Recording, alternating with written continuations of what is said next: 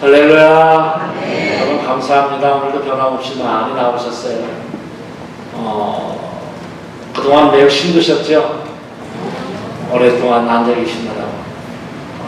근데 오늘 드디어 마지막 시간이 되었습니다. 끝까지 하나님이 함께 하실 줄을 믿고 여러분들이 하나님의 놀라우신 은혜가 넘치게 되기를 축복합니다. 한번 따라합시다. 눈은 바라보고 저를 좀 꼭 보세요. 봐야 돼요. 설교 시간에는 항상 목사님을 봐야 돼요. 귀는 기울이고 입으로 아멘하자. 할렐루야. 아멘. 아멘 하면서 하나님의 말씀을 잘 받을 수 되길 바랍니다. 여러분들에게 퀴즈를 내서 이렇게 선물을 드리기로 약속을 했었는데 퀴즈 낼 시간이 별로 없을 것 같아요. 그래서 순발력 있는 분들에게 선물을 드리도록 하겠습니다. 여러분들 가운데 이렇게 이제 교재 성막책을 나눠줬잖아요. 다 나눠줬는데 안 읽어보면 안 돼요. 읽으세요. 근데 그냥 읽으면 이게 무슨 얘기인지 모를 텐데 첫날부터 오늘까지 나오신 분들은 아마 읽으면 그때 얘기한 것이 이런 얘기구나 하고 새록새록 이제 다 할 거예요. 근데 이 책을 저는 그 기독교 우리 신자가 있잖아요. 우리 신자들이 가장 기초가 되면서 기본이 되는 진리의 말씀, 이 복음을 가장 쉽게 썼다 저는 그렇게 생각을 하고 있거든요. 그래서 이 성막과 이 성경이 말하는 복음 이것을 같이 읽어보면 우리 기독교가 말하는 성경 진리의 기본과 기초를 잘 다질 수가 있어요. 그래서 여러분들 가운데 저 책을 내가 한번 꼭 읽어보고 싶다. 네, 얼른 나왔어요. 3분만. 누구나 원하느냐 원하겠어. 3분만 딱 나왔어요. 한 번 더 나오시면 되는데 제가 사인해가지고 오늘이 3월 29일. 읽으세요. 천국은 침노하는 자가 뺏는다 그랬는데 천국은 아니어도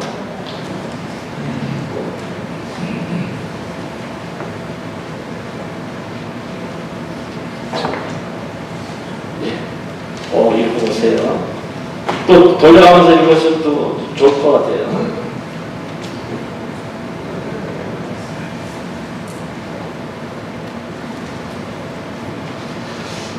또 읽으십시오. 감사합니다.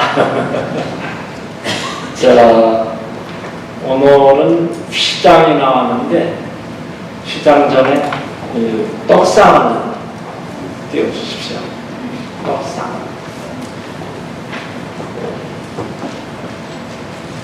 먼저 떡상 출애굽기 25장 25절로 30절까지 여러분들에게 책을 다 나눠드렸으면 좋았을 텐데 그렇게 못해서 죄송하고요. 집에 보니까 몇 권 없더라고요. 술방 서점에 들어오고 25절부터 25장 25절부터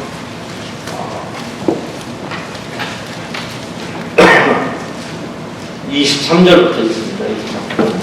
너는 조각목으로 상을 만들되 길이는 2규빗, 너비는 1규빗, 높이는 1규빗 반이 되게 하고 그 주위에 손바닥 넓이만한 턱을 만들고 그 턱 주위에 금으로태를 만들고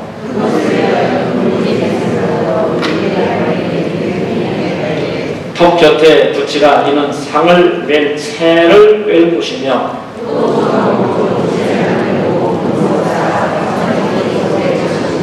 너는 대접과 숟가락과 병과 붓는 잔을 만들되 순금으로 만들며 상 위에 진을 펴고 항상 내 앞에 있게 할지니라. 아멘. 떡상은 바로 저런 모양으로 되어 있는데, 이렇게 이제 동쪽으로 성막 뜰문 있지 않습니까? 성막 뜰문을 지나가면 번자단이 나오고 물두멍이 나와요. 그리고 여기 이제 이렇게 막이 쳐져 있는데, 여기가 성막문이고, 여기가 성막 뜰문이고, 성막문이고, 성막문을 들어가면은 진설경 떡상이 있고, 촛대가 있고, 금양단이 있고, 여기 이제 4개의 기둥이 있어요. 여기는 5개의 기둥이 있고, 여기는 4개의 기둥이 있는데, 이 4개의 기둥에 휘장이 쳐져 있고, 휘장 너머가 지성소고, 지성소 안에 언약궤가 있다. 그래서 어저께까지 이 촛대에 대해서 공부를 했죠. 오늘은 이 진설경 떡상에 대해서 함께 말씀을 나누도록 하겠습니다. 자, 우리가 식사를 같이 한다라고 하는 것은요, 상호간에 사랑을 나눈다 하는 뜻이 더 깊을 겁니다. 그냥 먹고 배부른다 이런 것보다는 서로 사랑의 교제를 나눈다. 그래서 교제 가운데 제일 좋은 교제는 식탁 교제예요. 같이 밥 먹는 거 굉장히 중요한 것이죠. 사랑과 화목을 상징하는 것인데, 그 유목민은 대개 저렇게 상이 있는 것이 아니고 땅바닥에다가 짐승의 가죽을 펴고 거기에서 이제 음식을 저렇게 둘러 앉아가지고 나눠 먹거든요. 그런데 금으로 싼 식탁, 이게 조각목으로 만들고 금으로 다 싼 거예요. 별로 놀라지도 않고 그냥. 여러분, 식탁이 금이라니까, 금. 형은 놀래요, 알겠죠? 식탁이 금인데, 이 조각목으로 만들고 금으로 쌌다고 하는 말은 최고의 존경과 경외심을 표시하는 것이다. 네, 하나님께서 베풀어 주신 식탁이기 때문에 그래요. 그래서 여러분들이 식탁에 대해서 공부하게 됩니다. 식탁의 재원이라고 하는 얘기가 군대 갔다 오신 분들은 많이 들었죠? 군대에서 애모소총의 재원 뭐 이렇게 해가지고. 근데 재원이 뭐냐고 그러는데 저는 규격을 그렇게 말하는 거예요. 길이가 2규빗, 그러니까 1m, 넓이가 1규빗, 50cm, 높이가 1.5규빗, 75cm. 그러니까 아마 이 넓이는 이보다 조금 넓고요. 이 폭은 이 정도 될 것 같아요. 그렇죠? 그리고 75cm면 이 정도 이렇게 이제 내려오게 되겠죠. 크지 않는 그런 규모라고 하는 것을 우리가 알 수 있습니다. 말씀드린 대로 조각목으로 만들고 금으로 쌌다. 이 조각목을 조각조각 붙여서 합하는 것이 아니고 시띠나무라고 하는 것을 여러분들이 꼭 기억을 하십시오. 그리고 내 면에 손바닥 넓이만큼, 손바닥 넓이만큼 털을 두른 거예요. 이 떡이 떨어지지 않도록 이렇게 보시죠. 금으로 턱을 만들었다. 그리고 금고리 넷을 만들어서 이 채를 꿰어서 이동하도록 그렇게 만들었는데, 그 채도 조각목으로 만들고 금으로 싼 거예요. 그리고는 이 떡상에 대접과 숟가락, 병, 붓는 장 등 보조 기구도 있는 것입니다. 그래서 다시 한번 떡상을 보면은 저는 규격에 말씀드린 대로 만든 것이 저 떡상이다 이렇게 말씀을 드릴 수가 있습니다. 그럼 떡상의 의미는 뭐냐? 무엇보다 또 예수 그리스도를 상징할 수 있죠. 이렇게 직사각형으로 되어 있는데 이 긴 것은 예수님께서 영원부터 영원까지 살아계신 분이고, 이 짧은 것은 육신의 짧은 어떤 생애를 의미한다 이렇게 볼 수가 있습니다. 억지로 끌어다 맞추는 것 같지만 저기에서 저런 도구를 통해서 우리가 그런 그 성경적 교리, 신학적 교리를 깨달으면 되는 거예요. 긴 것은 예수님의 긴 생애 그런 것이 아니고, 예수님은 영원 전부터 영원까지 살아계시는, 측량할 수 없는 시간을 뛰어넘는 그런 가운데 계시는 분이시고, 또 33년 반 정도 기간을 우리와 함께 이 땅에 임하여 몸으로 계셨다. 그것을 여러분들이 기억하시면 좋겠습니다. 그리고 떡상에는 여러 기구들이 있는데, 아까 말씀드린 대로 대접도 있고 숟가락, 병, 잔 이런 것들이 있는데, 하나님의 교회 안에는 여러 기관들이 있어요. 그래서 뭐 여선교회도 이렇게 쭉 그렇게 뭐 1여선교회부터 10여선교회까지 있고, 오늘은 총 남선교회 연합회가 나와서 특성을 하시는데 여러 기관들이 있잖아요. 주일학교도 있고 학생회도 있고 청년회도 있고 여러 기관들이 교회 안에는 있는 거예요. 그래서 우리 기관, 우리 선교회 자꾸 그렇게 하지 말고, 우리 선교회는 우리 선교회대로 있대 다른 선교회들하고 다른 기관들하고 유기적인 관계를 잘 맞추어서 헌신하고 봉사하는 것이 교회의 사명이다라고 하는 것을 기억하시게 되길 바랍니다. 이 떡상의 떡은 진설하는 데만 사용하라는 거예요. 그래서 진설병 이렇게 말하는데, 이 진설병이라는 말은 양식이나 음식이나 떡을 상징하는 단어와 얼굴이라고 하는 것의 합성을 해요. 그래서 얼굴 앞에 떡 혹은 임재의 떡 이런 뜻이 있어요. 그래서 교회 강단에서는 언제나 하나님의 말씀만이 선포되어야 된다 하는 것을 우리가 알 수 있죠. 저 그림을 보면 이렇게 이제 강단이 있잖아요. 강단이. 근데 우리 예전 교회는 강대상이 어디에 있어요? 정중앙 한가운데 있잖아요. 그렇죠? 근데 이 교회는 어떻게 돼 있어요? 한쪽 귀퉁머리에 있어요.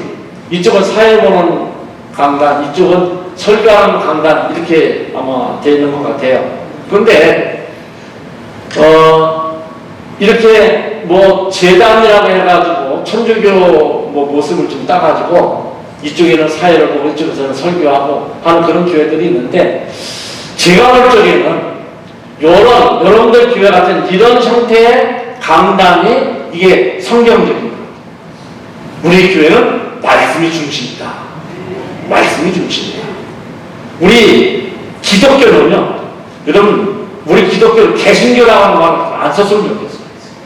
개신교는 그 천주교에서 우리를 볼 적에 개신교라고 말하는 것은 뭐 그래도 기분 나쁘지만 이해가 되는데, 우리 스스로 개신교라고, 나는 굉장히 싫어. 그래서 군대 얘기에 착해서 미안합니다. 제가 군목 출신입니다. 국방부에 이렇게 제가 근무를 했었는데, 군종 목사만 있는 게 아니고 군종 신부도 있고 군종 법사도 있어요. 그래서 이 세 종파, 지금은 원불교까지 들어와가지고 있는데, 세 종파를 가르쳐서 기독교, 천주교, 불교 이렇게 나누거든요. 그래서 기독교는 471, 천주교는 472, 불교는 473 그래요. 기독교, 천주교, 불교. 그런데 그 천주교 신부가 기독교, 천주교, 불교라고 하는 건 이건 확장치 않다.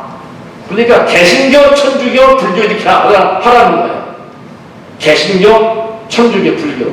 그래가지고 목사님 들으셨을 땐가 안 들으셨을 땐가 우리가 하여튼 교육문화에 관해서 육해공분 목사, 신부, 법사가 싹 한번 모인 적이 있어요. 그때 왔었어요.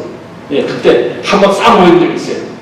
그때 국방 군종 식장에 나온 사람이 천주교 신부였었는데, 자꾸 개신교, 천주교, 불교로 그렇게 하라는 거예요. 개신교, 카톨릭, 불교 이렇게 하자는 거예요. 그리고 예배당이라고 하지 교회라고 하는 말을 쓰지 말래요. 천주교회라고, 이 캐톨릭에서 먼저 교회라고 하는 말을 썼기 때문에 교회 가면 다 끼라는 거예요. 교회라고. 그냥 예전 예배당 이렇게 하라는 거예요. 사실은 교회는 우리 예수 믿는 사람들이 교회죠. 실제로는 이 건물은 어떤 역할을 해요? 예배드리는 집이야. 그러니까 예전 예배당이 맞기는 해. 제 말에 동의 안 해도 상관없어요. 제가 볼 때는 그래요. 예전 예배당이 맞지, 예전 교회는 우리 사람들이 교회지 건물이 교회가 아니라니까. 자꾸 몇천 원씩 들여가지고 몇천 억씩 들여가지고 막 건물 자꾸 세우는 거 나는 뭐 이런 얘기를 하면 너무 시간 많이 하니까. 그런데 자꾸 개신교 하니까 나중에 공군 군정 감까지 했던 우리 신학 후배 목사에서 공군 목사가 딱 손을 들더라고. 그때는 소련 목사예요. 대련 목사 저 신부 앞에서, 자 우리 그다음에는 그냥 우리 기독교 개신교랑 할게요. 그럼 개신교랑 하고 캐톨릭도 캐톨릭이라고 합시다. 그리고 불교도 그냥 하나 더 붙이지 뭘 개불교. 그리고 우리 개설 칩시다. 손들고 소령 목사님 듣겠니까 그냥 유야마나 그냥 말았어. 하여튼 우리 기독교는요, 개신교가 아니고 우리 기독교는 말씀이 중심이에요. 말씀이. 할렐루야. 어제부터 제가 시간이 이렇게 끝나야 된다는 강박관념 때문에 이렇게 빨라지고 그냥 막 이렇게 하는데 좀 여러분들 이해를 좀 하시고요. 오늘은 다 끝나야 되니까 12시가 됐든 1시가 됐든 기대를 하시고. 떡의 의미는 뭐냐? 떡은 예수님을 상징해요. 예수님.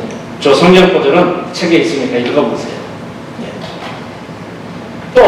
떡은 예수 그리스도의 말씀을 상징해요. 제사장들이 진설병이라고 하는 것은 여러분들 옛날에 이제 유교식으로 이렇게 음식을 차려놓는 것을 진설이라고 해요. 진설한다. 그렇죠? 여러분들 제도 안 데려갔으니까 물론 나는 다 구경했었어요. 그래서 이렇게 진설한다 그래요. 제상 차리는 것을. 병이라고 하는 건 뭐예요? 떡병자를 써가지고 이렇게 차려놓는 떡, 이게 진설병이에요. 저 어렸을 때부터 교회를 다녔는데 오병이어의 기적, 오병이어의 기적 그러는데 뭔 소리인가? 병을 5개 갖다 놨나? 뭔 소리인가 모르겠어요. 그럼 자기들만 오병이어래. 그냥 처음 나온 사람은 어떡하냐고. 처음 나온 사람은 어떻게? 창세기, 출애굽기, 레위기, 신명기라면 신명기라는 교회 전사님만 이름이 신명기 전사님 해가지고 전사님인 줄 알았다니까. 설명을 해줘야 알지. 오병이어. 오병은 떡 5개, 5어자, 떡병자, 2어, 2이자, 그리고 고기 어자. 그래서 떡 5개, 물고기 2마리, 이것을 오병이어라 하는디? 자기들은 아는데 처음 나온 사람은 모르잖아, 교회. 아마 이 중에도 오병이어가 무슨 얘기인지 잘 모르고 그냥 오병이어 하니까 그런가 보다. 그리고 아니 안 됐던 사람도 있었을지도 몰라. 내가 그랬으니까.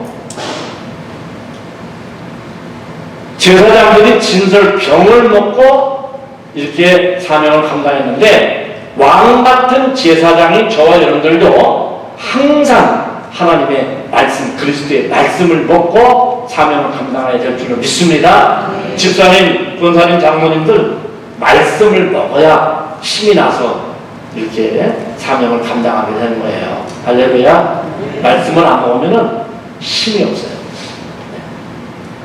이렇게 제사장이 이제 떡을 먹는데 말씀은 칼바트라는 신학자가 얘기를 이렇게 했는데 성육신하신 그리스도가 말씀이에요. 말씀이 육신이 되어 우리 가운데 거하셨다. 요한복음 1장 14절에 그렇게 말씀이 나오잖아요. 그 다음에 기록된 성경 말씀이 하나님의 말씀이에요. 이럴 때는 아멘 하세요. 그럼요. 예수 그리스도가 말씀이고 기록된 성경 말씀이 말씀이에요. 그리고 또 하나 말씀은 뭐야? 강단에서 선포되어지는 설교가 말씀이에요.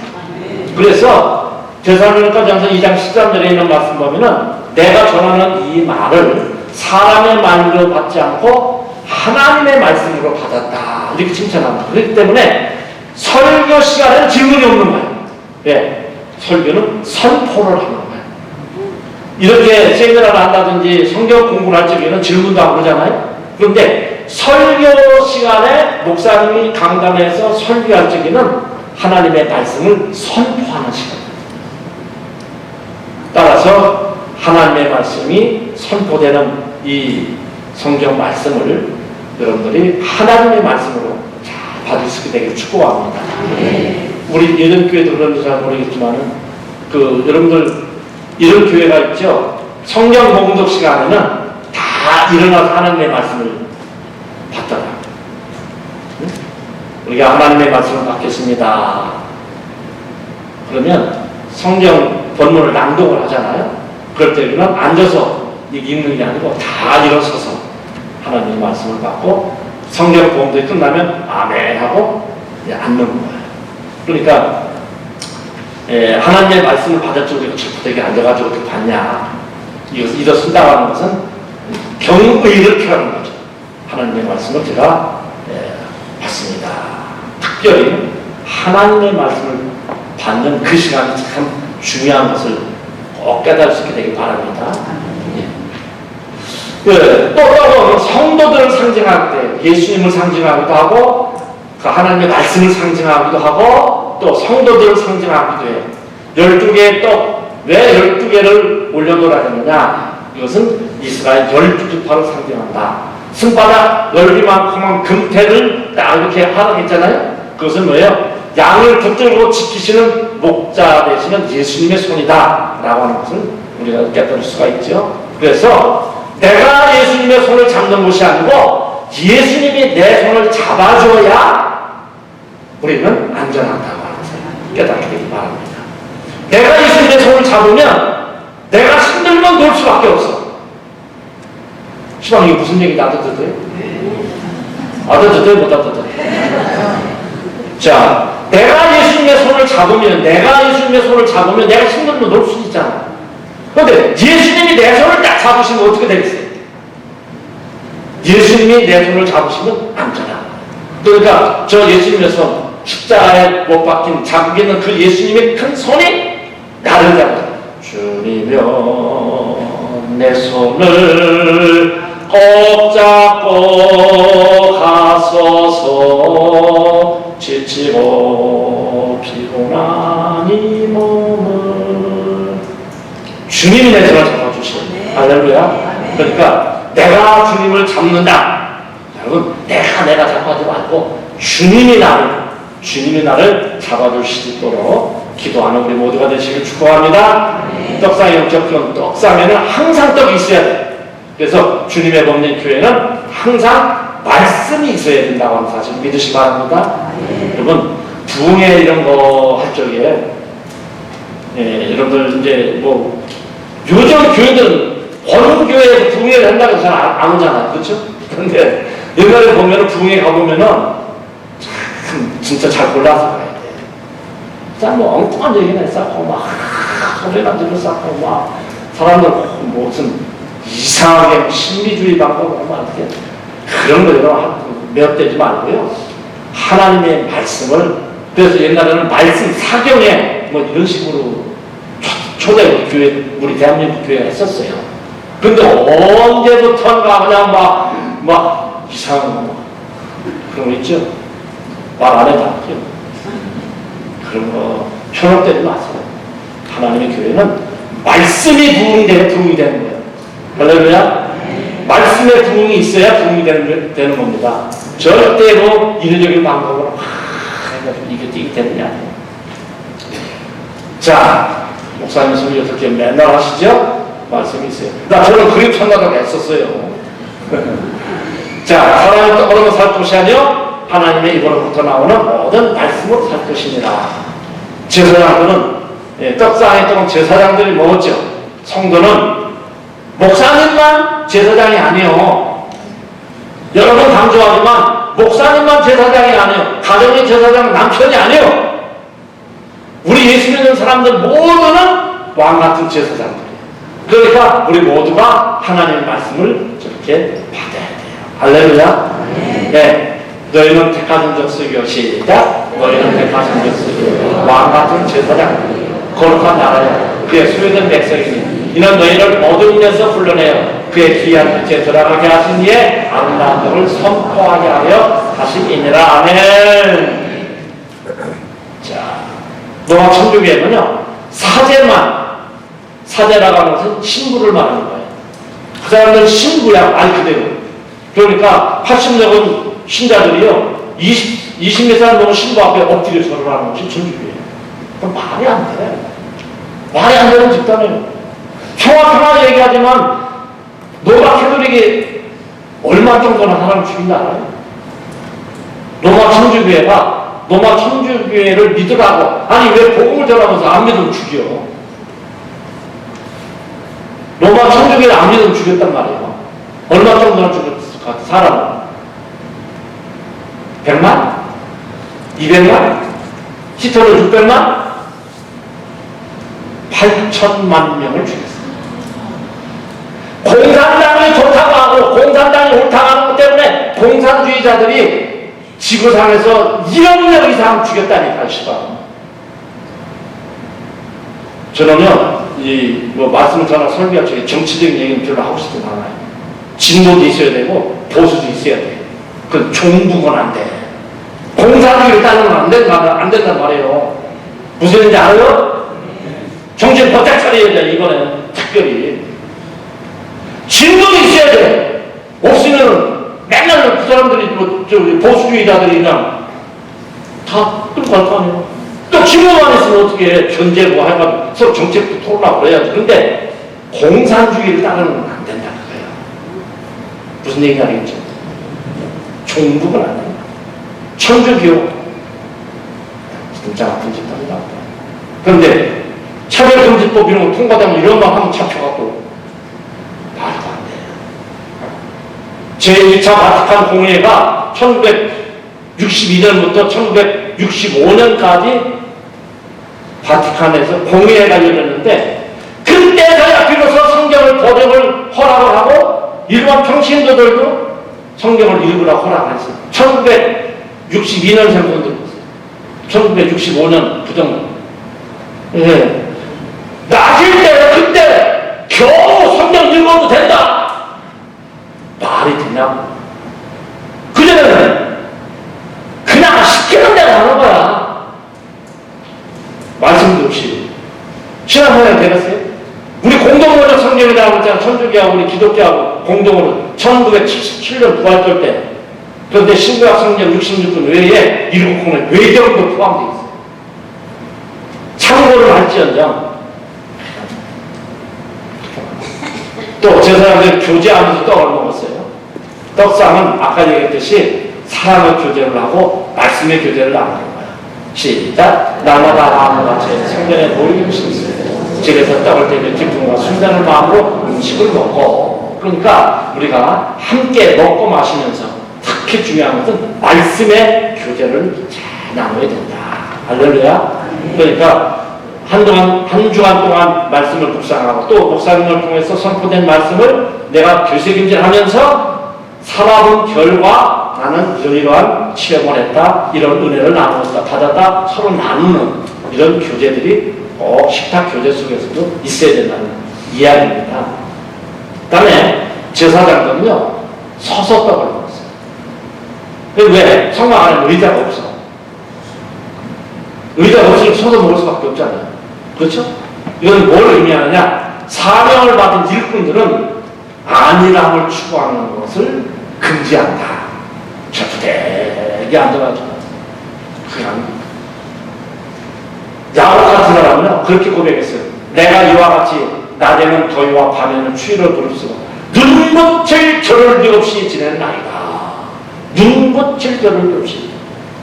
여러분 세상 일을 하는데도 저렇게 눈붙일 겨를도 없이 지내는 사람들이 많은데 우리 예수 믿는 하나님의 사람들이 기어로 빠져가지고 되겠어요. 부지런하게 열심으로 주님을 섬길 수 있게 되길 축복합니다. 예수님도 집에 들어가시니 우리가 다시 모이고 식사할 겨를도 없으셨다. 식사할 겨를도 없이 말씀을 전하시면서 말해요. 부지런하게 게으르지 말고 열심히 품고주를 섬겨라. 주인이 자니까 개미로 그냥 저는 그 재미있는 그림이 있어서 한번 따와봤어요. 여러분 주인이 게으르고 개가 게으르고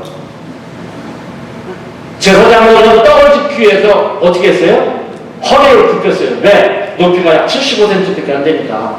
내가 1m 77cm거든요. 1m 77cm인데 그냥 뻑뻑 서가지고 떡을 못 치고 떡상이 75cm밖에 안 되니까. 그러니까 허리를 굽혀야 되는 거예요. 뭐예요? 떡을 지면은 허리를 굽혀야 돼요. 유대의 보험 문서를 보면 내가 허리를 굽혀 주의 떡을 먹을 때 내가 나를 낮추었더니 주께서 내 영혼을 만족하게 하시고. 그러니까 하나님의 말씀을 받을 때 우리는 겸손해야 된다고 사실 믿으시기 바랍니다.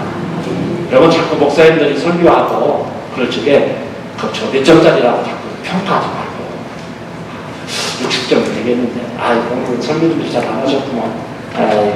한번 덥다고 보니까 기어로 빠져가지고 하다가 또 하네. 자꾸 그렇게 하지 않고 그냥 믿음으로 안연으로 자기가 낮춰서 하나님의 말씀 받을 수 있게 되길 바랍니다. 이은변은 그렇게 고개를 숙이는데 성숙한 사람은 그렇게 고개를 숙이게 돼 있어요. 내가 어렸을 적에 저는 논산이 집이라 그런데 논산인데 논만 산만 없는 동네에서 샀어요. 논산은 논도 있고 산도 있어야 되는데 논만 있어. 우리 이모네 집이 우리 어머니 같은 그 장모들만 이모가 저 부여 은산이라고 산골에 사는데 엄마가 이제 이모네 집을 같이 올 때는 이정 사촌 형이 자기들이 이제 그 독사 잡는 법을 알려주더라고. 독사. 근데 우리는 이게 논에서만 살았기 때문에 그 물배 있지, 논에서 하는 물배 시커먼 거, 그 물어도 독도 없어. 그런데 독사를 막 머리가 세모져가지고 한번 물리면은 그냥 꽁좀 부어가지고 죽는데요. 막 그러면서 그 형이 막 거품을 물고 막 자기도 독사 잡는 그 얘기를 해주는데 지금도 안 잊어버린다니까. 그때 충격을 받아가지고 어떻게 잡냐 했더니 쌀이 나면 있잖아요. 그 빗자루는 쌀이 뭔지 몰라요? 쌀이 빗자루라는 거, 그 쌀이 양창양창한 쌀이를 가지고 병이 있으면, 독사가 있으면 이걸로 양창양창한 쌀이고 대가리를 톡 때린대. 그러니까 뺐다가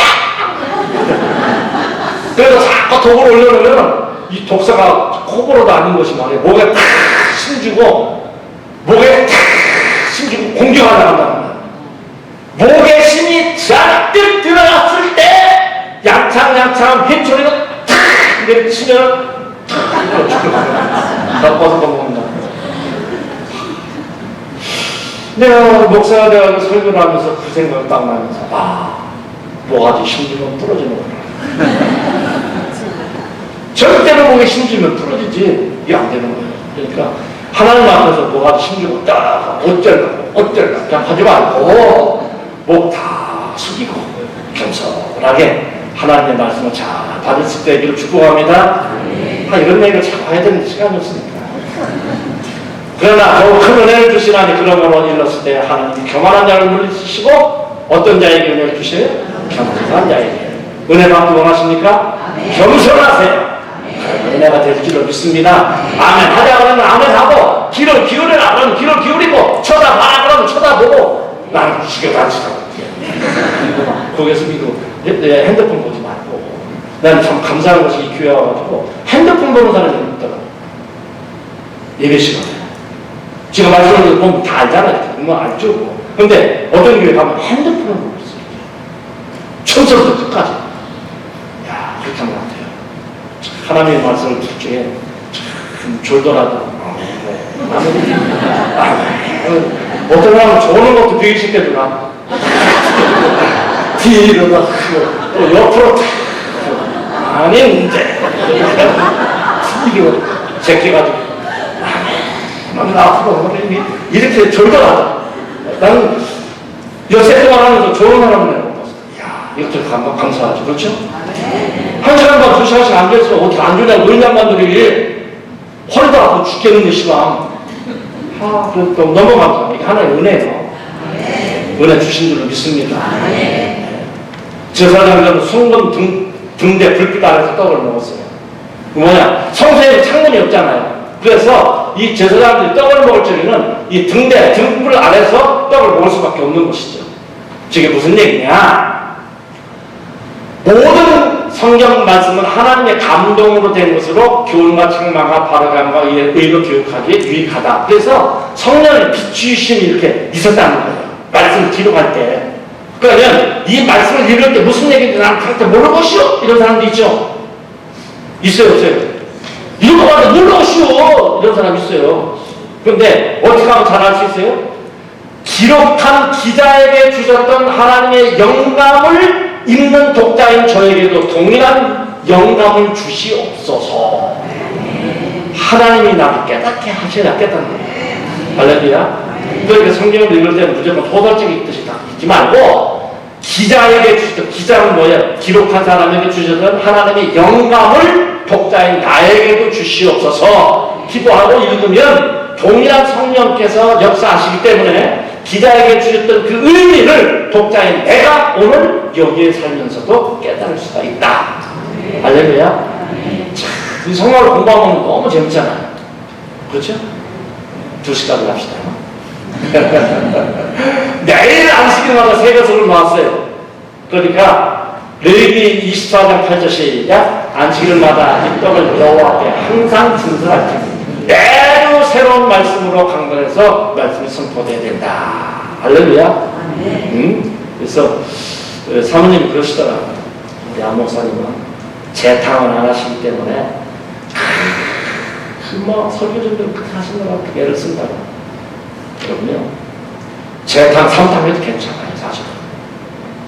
여러분 예를 들어서 성막 강의를 또 다른 분이 와서 또 한다든지 또 제가 와서 가래를 또 한 번 한다든지 그래도 은혜가 될 수 있는 거예요. 왜? 새로운 말씀은 새로운 마음으로 받을 때 새로운 말씀이 되는 줄 믿습니다. 날마다 새로워지는 거야. 새 노래로 여호와를 찬양하라. 그러면 날마다 작사 작곡을 해가지고 찬양하라 그런 얘기요? 아니요. 새로운 마음으로 하나님 앞에 찬양하라. 그게 새 노래예요. 날마다 새로운 말씀.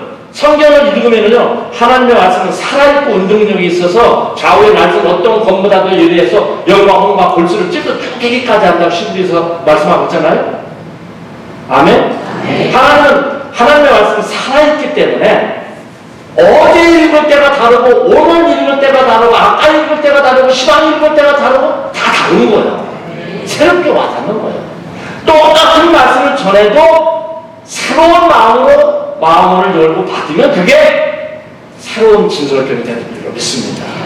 그러니까 옛날에 들었던 얘기 또 하나 그런 소리 하지 말고 그럼 내가 그 얘기 뭔 얘기를 하고 있어. 예수님이 나를 위해서 십자가에 지셨고 나는 그런 믿음으로 구원받았고 이것이 나 때문에 죽은 것이 아니고 예수님 때문에 죽은 것이 아니고 우리는 죄 때문에 죽었다고 하는 것을 증명하기 위해서 예수님이 부활하셨고 나도 예수님이 부활을 천년매가 되셨기 때문에 나도 부활할 것이다. 이 얘기가 올라가는 거야. 계속 여러 얘기 해도 골자는 그런 거 아니에요. 나는 죄인이다. 죄는 영원히 멸망받는다. 죄 문제 내가 해결할 수 없다. 그래서 하나님이 죄 문제 해결하려고 예수님 땅에 보내셨다. 그래서 죄는 죽어야 된다. 죄값은 사망이기 때문에. 그래가지고 예수님이 내 대신 돌아가셨어. 끝나고 믿으면 영생을 한다. 뭐 이 얘기 더 어떻게 복음을 설명하라는 얘기 시방. 내가 그 얘기지. 그런데 그 얘기를 어떻게 들어야 되냐? 날마다 새로운 마음으로 들어야 된다. 새 심령. 그러면 하나님의 말씀은 어제 읽었을 적에는 별로 감동이 안 됐는데 오늘 읽으면 또 엄청나게 된다. 저는요 마태복음 8장에 보면 백부장 얘기가 나오잖아요. 백부장이 자기 하인이 병 들었을 때 예수 앞에 나와 수십 번 읽을 줄 몰랐는데 나와 이 말씀이 그냥 너무 오늘 막 은혜가 되는 거예요. 나와. 문제가 있으면 누구 앞에 나와? 예수님 앞에 나와야 된다. 우상 찾아가지 말고 아는 사람 찾아가지 말고 신는 사람 찾아가지 말고 문제가 있으면 내 문제든 네 문제든 문제가 있으면 누구 앞에 나와? 예수님 앞에 나와. 이것 때문에 은혜가 그냥 떡은 두 줄로 한 줄에 6씩 진설을 하라 그랬어요. 시작. 너는 고운 바람을 가져다가 떡 12개를 줄때 밭거리를 10분의 2 에바로 하여 여호와 순결한 상 위에 두 줄로 한 줄에 6씩 진설을 하고 했는데 이렇게 두 줄을 한 줄에 6씩 진설을 하고 한 에바는 약 23리터가 되는 거예요. 그래서 10분의 1 에바는 약 4.5리터가 되는 거예요. 그러니까 진설병 하나가 굉장히 컸을 거다 이렇게 생각을 하죠. 그렇죠? 그 때문에 떡상의 길이가 1m, 너비가 50cm밖에 안 되는데 이 떡을 이런 식으로 펼쳐 놓으면 12개를 두 줄로 옆으로 딱 펴놓을 수가 없을 것 같아요. 상식적으로 생각을 해보면. 그래서 이렇게 쌓을 수밖에 없다. 그런데 이런 그림도 성경이 옛날 같은 거 보면 많이 돌아다니게요. 저런 그림은 현실적으로 안 될 것 같아요. 그래서 킹제임스 번역에 보면은 너는 한 곳 위에 6개씩 두 줄로 그것들을 쌓으라고 했어요. 아예 그냥 번역 자체를. 그래서 아까 이런 그림이 더 성경적일 수 있다. 저는 그렇게 봐지는데 여러분들도 그렇게 생각하시면 좋을 것 같아요.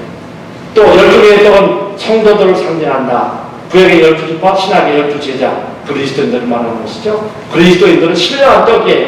그래서 하나님께 헌신된 사람들이다. 나는 신앙생활하는 사람으로서 하나님 앞에 헌신된 일꾼이다. 내가 떡이기 때문에. 그렇게 항상 마음의 자세를 가지고 신앙생활을 할 수 있게 되길 바랍니다.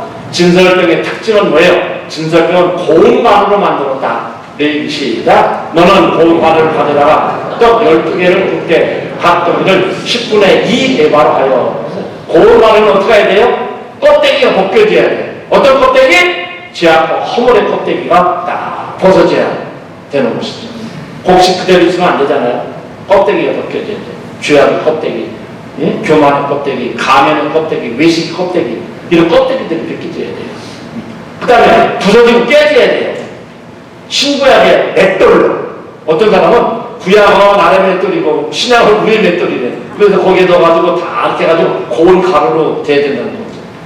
부서져야 하리, 부서져야 하리, 깨져야 하리, 많이 깨져야 하리. 그렇잖아요. 옛날에 많이 불렀었죠. 네.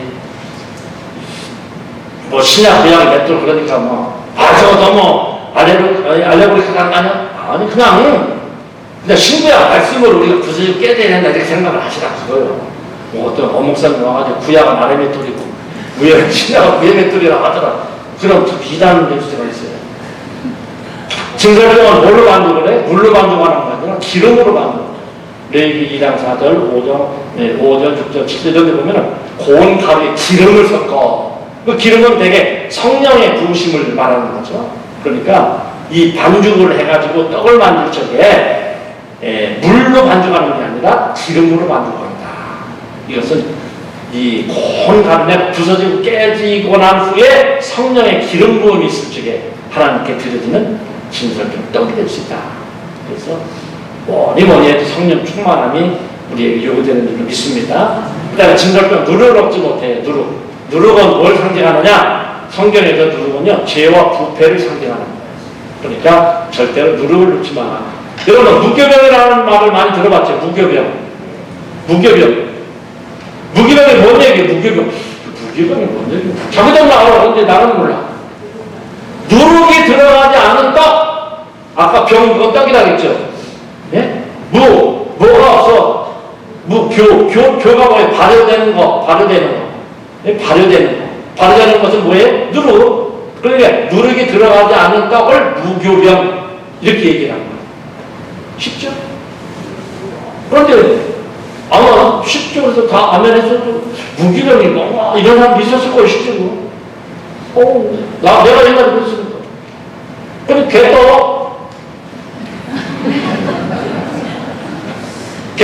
개떡이잖아, 개떡. 부풀지 않은 개떡. 예. 그게 맛이 있겠어요, 없겠어요? 맛은 없을지도 모르지. 그런데 교훈이 있잖아요. 예, 누룩은 죄와 부패를 상징하기 때문에 하나님 앞에 드려지는 그 떡은 죄가 묻어 있으면 안 된다, 그거예요. 또 정결한 유향을 떡 위에 둬야 된다. 너는 또 정결한 유향을 각 줄 위에 두어 기념물로 여호와께 화제를 삼을 것이다. 그랬어요. 유향이라고 하는 것은 거룩과 헌신을 상징하는 거예요. 또 기쁨을 상징하기도 해요. 그래서 그 위에 두어서 향으로 피어오르더니라. 하나님 앞에 헌신하고 하나님 앞에 나를 드릴 적에 정말 기쁨으로 감사함으로 헌신할 수 있게 되길 축복합니다. 무교병은 소리를 들 때는 태워서 드리라고 했어요. 또 진설병은 유향만 기념물로 태워라 했어요. 기념이라고 하는 말은 기억하다 해서 파생된 단어로 기억하게 하는 부분. 이렇게 해서 언약과 바뀌어야 할 때는 하나님의 언약을 기억하게 하는 떡이다. 이렇게 생각하시면 될 것 같습니다. 진설병 순수해야 돼요. 시작. 때가 이르니 사람이 다른 기호를 받지 않아요. 기가 가려워서 자기의 사욕을 따를 스승을 많이 두고 또 그 길을 진리해서 돌이켜 허탄한 얘기를 따르요. 여러분 허탄한 얘기 이런 거 따르지 말고 신화 같은 얘기 따르지 말고 목사님을 통해서 주시는 하나님의 말씀 또 이 기록된 성경 말씀 이 말씀에만 집중할 수 있게 되길 축복합니다. 자 고린도후서 2장 17절 시작. 우리는 수많은 사람들처럼 하나님의 말씀을 혼잡하게 않냐 곧 순수함으로 하나님께 받은 것 같이 하나님 앞에서와 그리스도 안에서 말하노라. 말씀을 혼잡하게 하면 안 됩니다. 예. 근데 통일교라든지 신천지 이런 데서는 하나님의 말씀을 아주 교묘하게 혼잡하게 그 사례를 시간이 없어서 여러분들 말씀 못 드리지만 자 하나님의 말씀은 다 순전하여 하나님은 그 의지하는 자에게 방패가 되십니다. 진설병은 어떻게 해야 돼요? 본처를 잘 구해야 돼. 앞뒤 양면을 잘 구해야 돼. 말씀과 기도가 균형과 조화가 이루어져야 된다. 몇 번 말씀드렸지만 신앙생활하면서 말씀만 강조하다 보면 바리새인이고 율법적이 될 수 있어요. 근데 말씀 대켜놓고 기도 그러면은 어떤 사람은 받으려고 기도라고 그러더라고요. 이름은. 네, 기도가 중요하다. 중요하죠. 중요한데 말씀 없는 기도는 신비주의로 흐를 확률이 커요. 그래서 지난번에 얘기했죠. 신비주의하고 신비로운 마음은 달라. 우리 기독은 신비로운 종교예요. 그러나 신비주의는 아니야. 신비주의라는 것은 신비한 것만 기독교라고 생각하고 신비한 것. 그러나 우리 기독교는 분명히 신비하다. 예, 아니 여러분 생각해봐요. 전혀 말해야 애를 낳게 말이 돼 신비한 일 어떻게 설명하는 거야. 무리를 걸어가지고 신비하잖아요. 벌떡 5개 먹고 2마리 5,000명이 먹고 남을 때 신비하잖아요. 근데 신비주의는 아니야. 그런 것만 기독교는 아니라 그거예요. 어떤 사람 하나님의 능력으로 경고처럼 받았어. 그러면 경고처럼 받는 것만 기독교인 줄 알아. 그런 건 아니에요. 자, 그 다음에 분향단에 대해서 공부할게요. 분향단, 자, 출애굽기 30장 1절로 10절까지 말씀 본문 한번 읽어봅시다.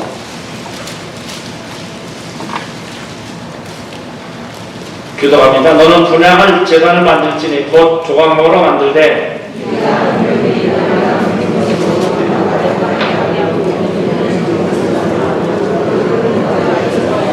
제단 상면과 전후 좌우 면과 뿔을 순금으로 싸고 주위에 금태를 두르치며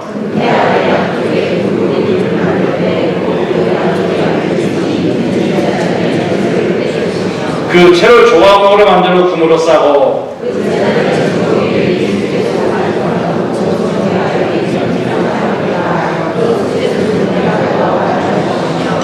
아론은 아침마다 그 위에 향기로운 향을 사르되 등불을 손질할 때 살을 찌며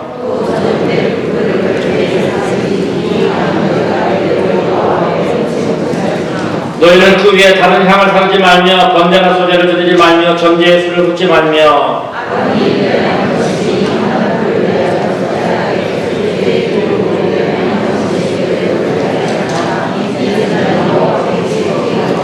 아멘.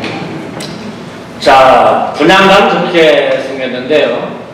분향단은 이제 동쪽 문으로 들어와서 번제단 통과하고 골동문을 통과하고 이제 증설병 떡상 촛대를 지나서 금향단, 이게 분향단을 말하는 거거든요. 이제 분향단은 바로 법궤하고 가장 가까운 곳에 있다 이렇게 생각하시면 돼요. 분향단의 재원 조각목으로 만들고 금으로 쌌다. 길이가 한 규빗, 그 50cm 이만한 그렇죠.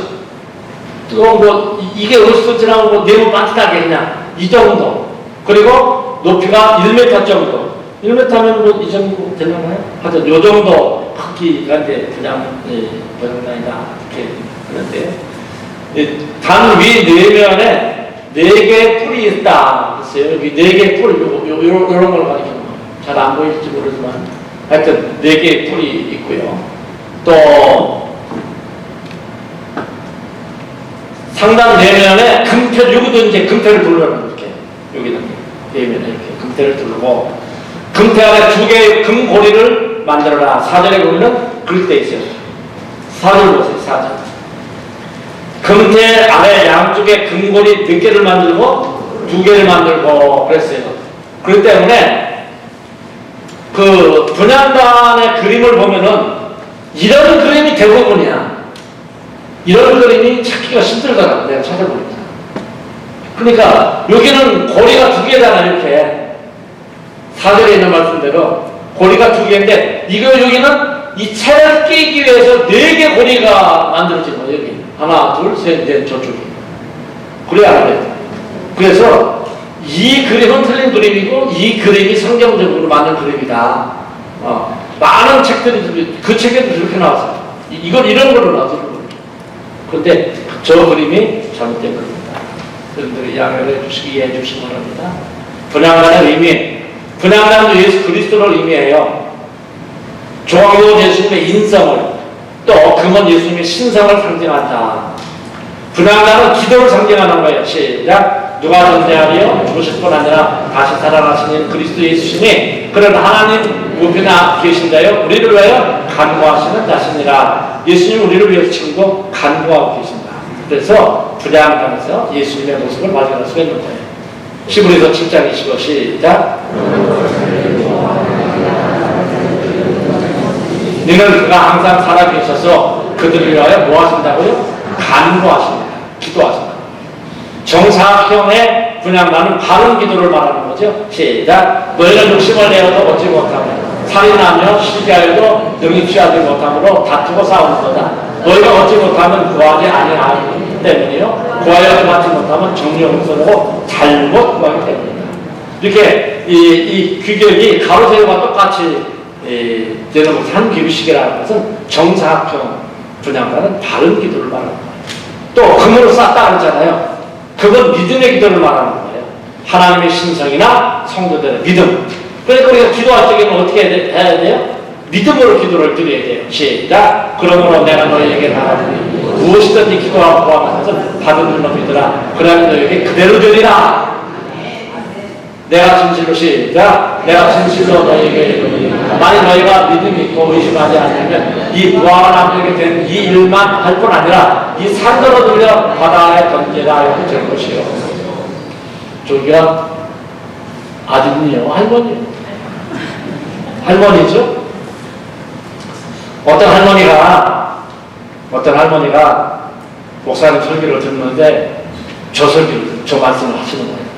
믿음으로 구하면 어떻게 한다고요? 네?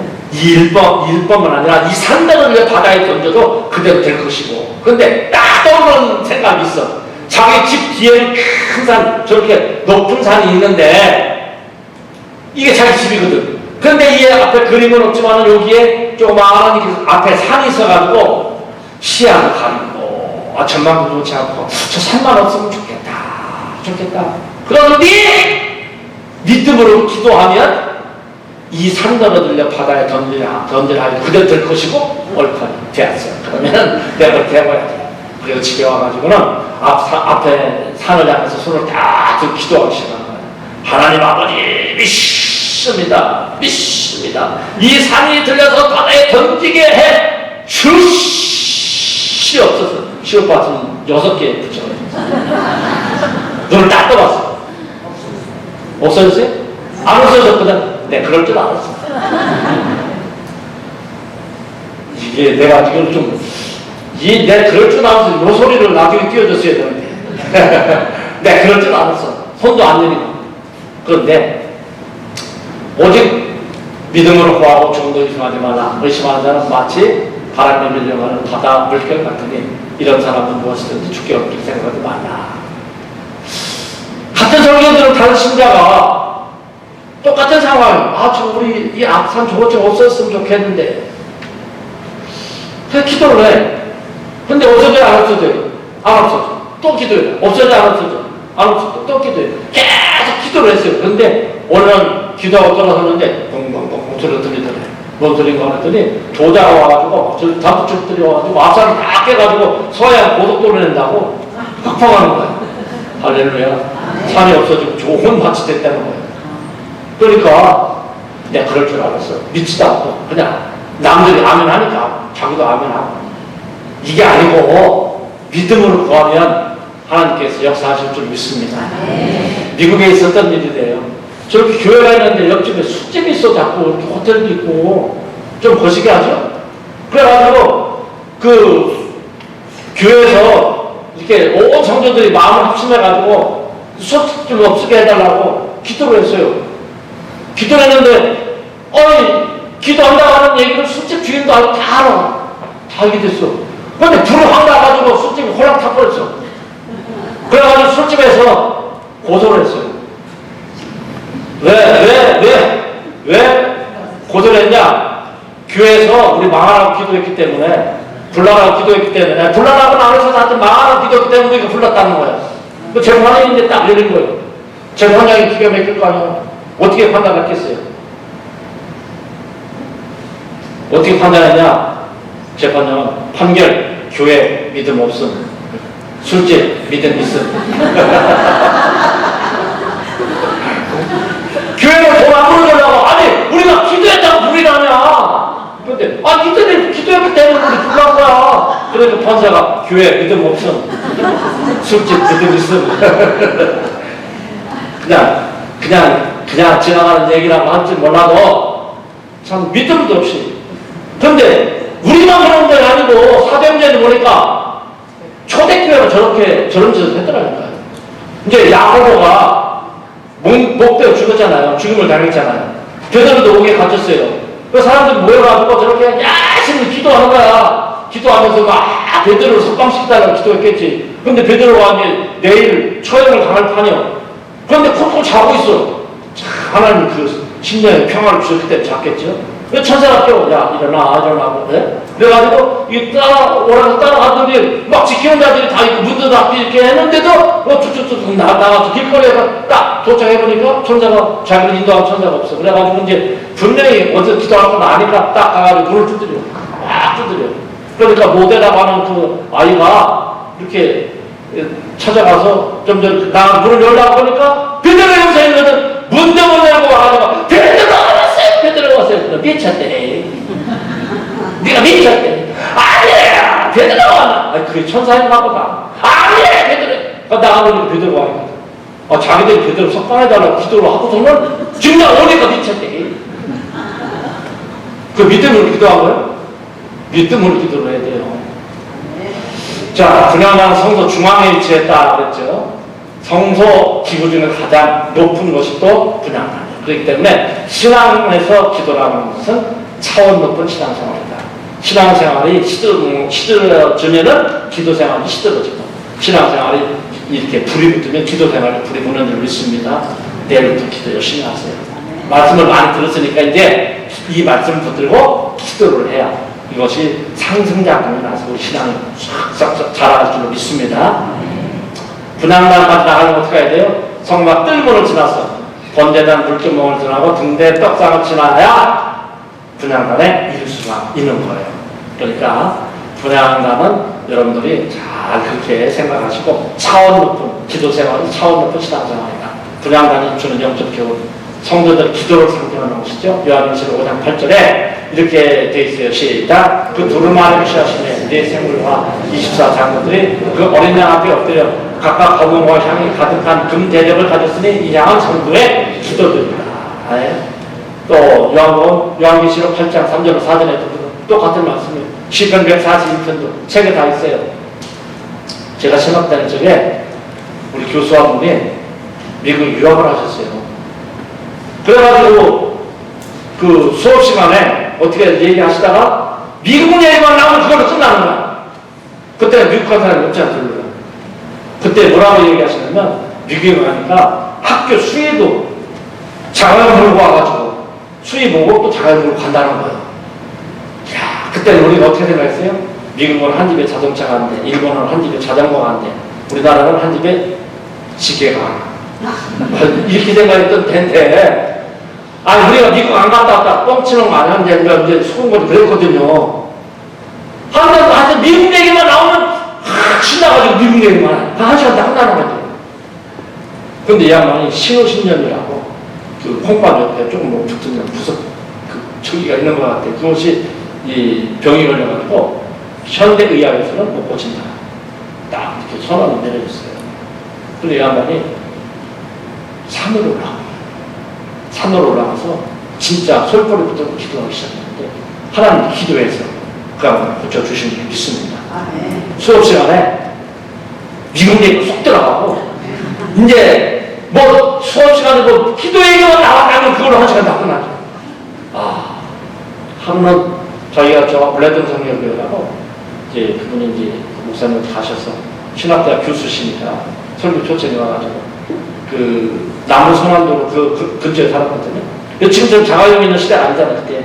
그래서 이제 나무 경찰서 앞에 와가지고 이렇게 택시를 타려고 다 길에 서서 있는데 택시 앞을 보면은 빈 차가 오면 앞에서 턱 잡아 타고 가고 시간을 보니까 이제 예배 시간이 늦게 돼버린 거예요. 하다 내려서는데 저희가 그런 얘기가 들더라고요. 왜 내가 일하고 있지? 기도하고 내려는데. 그래가지고 가방을 딱 이렇게 들고 있던 가방을 내려놓고 그 남부 순환도로 남부 경찰서 앞에서 손을 들고 하나님 아버지 택시를 좀 보내주세요 하고 막 기도를 막 하고 예수님의 이름으로 기도합니다. 아멘! 했더니 탁 끽 하고 택시로 진짜 와서 그래서 어떻게 이렇게 와서 서냐 했더니 이제 저도 크리스찬인데요. 주일날 영업을 안 해야 되지만 목번에 포도청이라 어쩔 수 없어서 이제 영업을 하게 되는데 일부 예배 마치고 막 교회에서 나와서 이렇게 이제 출발해 오는데 중간에 오는 이제 택시 잡는 사람 많은데 자기가 딱 보니까 어떤 신사람이 넥타이 메고 길거리에서 하늘을 향해서 막 하는데 기도하는 모세 같더래. 얼마나 제가 다급하기는 저렇게 기도를 할까. 그리고는 딱 와서 세워놓고 다 안 쓰고 여기 와가지고 딱 쓴 거예요. 그런 얘기 하면서 또 수업 시간에 또 그런 얘기 다 지나가는 거예요. 이야. 그런데 이 양반 이런 얘기를 하시더라고요. 어느 가정을 위해서 기도하는데 불 쪽에서 연기가 올라가는데 이 가정은 막 연기가 올라가더래. 그런데 어느 가정을 위해서 기도하는데 결투에서 막 이렇게 막 이따가는 연기가 막 올라가더래. 하나님 그게 뭡니까? 하고 물어봤다 하나님한테. 나 저런 그림 찾느라 얼마나 했었겠어요. 나이가 70 넘어가지고 배워가지고. 그렇죠? 근데 하나님 뭐라고 응답을 하시냐면 응답을 주시냐면 이 집은 혼자 예수님 혼자 기도하는 집이고 이 집은 아들, 며느리, 손자까지 큰 가정이 합심해서 내가 집에서 예배를 드리고 합심해서 기도를 하는 집이란다. 그래서 이 기도의 향연이 혼자 기도하는 사람은 이렇게 올라가고 합심해서 온 가족 기도하는 사람이 이렇게 올라가고 할렐루야. 너무 신기해요? 아니요. 그냥 은혜가 될 줄로 믿습니다. 그 교수 목사님 그런 얘기를 하시더라고요. 그래서 내가 그 생각이 나가지고 저를 그림을 찾나가 얼마나 욕박히시오. 여러분, 혼자 기도하는 것도 좋은 남편하고 아내와 남편이 또 자녀들이 합심해서 또 우리 교회는 남전도의 총연합이 합심해서 여전도 총연합이 합심해서 아멘도 합니다. 내가 다시 할게 기회를 줄 테니까 남전도의 연합이 합심해서 여전도 합심해서 우리 모두 합심해서 기도 이제 말씀 집회가 끝나면요 기도 운동이 일어나요. 막 새방마다 새벽 기도를 그냥 막 나와가지고 열심히 기도하고 저녁에 기도하고 온 교회 앞에서 기도하면 막 이제 구이 막 될 줄로 믿습니다. 여러분들 성막 세미나 할 때만 나오지 말고 이거 진짜 성막 세미나가 잘 됐다면은 이 기회를 통해서 이 교회가 정말 하나님 뜻 안에서 말씀대로 부흥돼야 제가 보람이 있지. 저 여기 오는데 1시간 반도 더 걸리고 올라가요. 또 끝나고 가려면 1시간 조금 더 걸리고 갔다 하잖아요. 그러면서 또 와가지고 나이가 70을 넘은 사람이 열심히 하면 보람이 좀 있어야 될 거 아니야. 어떤 보람? 끝나고 나서 이 교회가 부흥됐다는 그 소식을 들으면 참 좋잖아요. 저만 좋아요? 여러분들 더 좋지. 합심해서 기도하면 기도의 향연, 이 연기가 그냥 막 구름 쪽에 막 터지도록 올라갈 줄 믿습니다. 터지도록 올라가는 게 아니고 굴들이 터져버리도록 할렐루야. 기도가 막 하나님만 해서 올라갑니다. 도덕대에 가장 가까운 곳에 위치하고 있죠. 그래서 기도를 하나님이 들으셔요. 어떻게 들으셔요?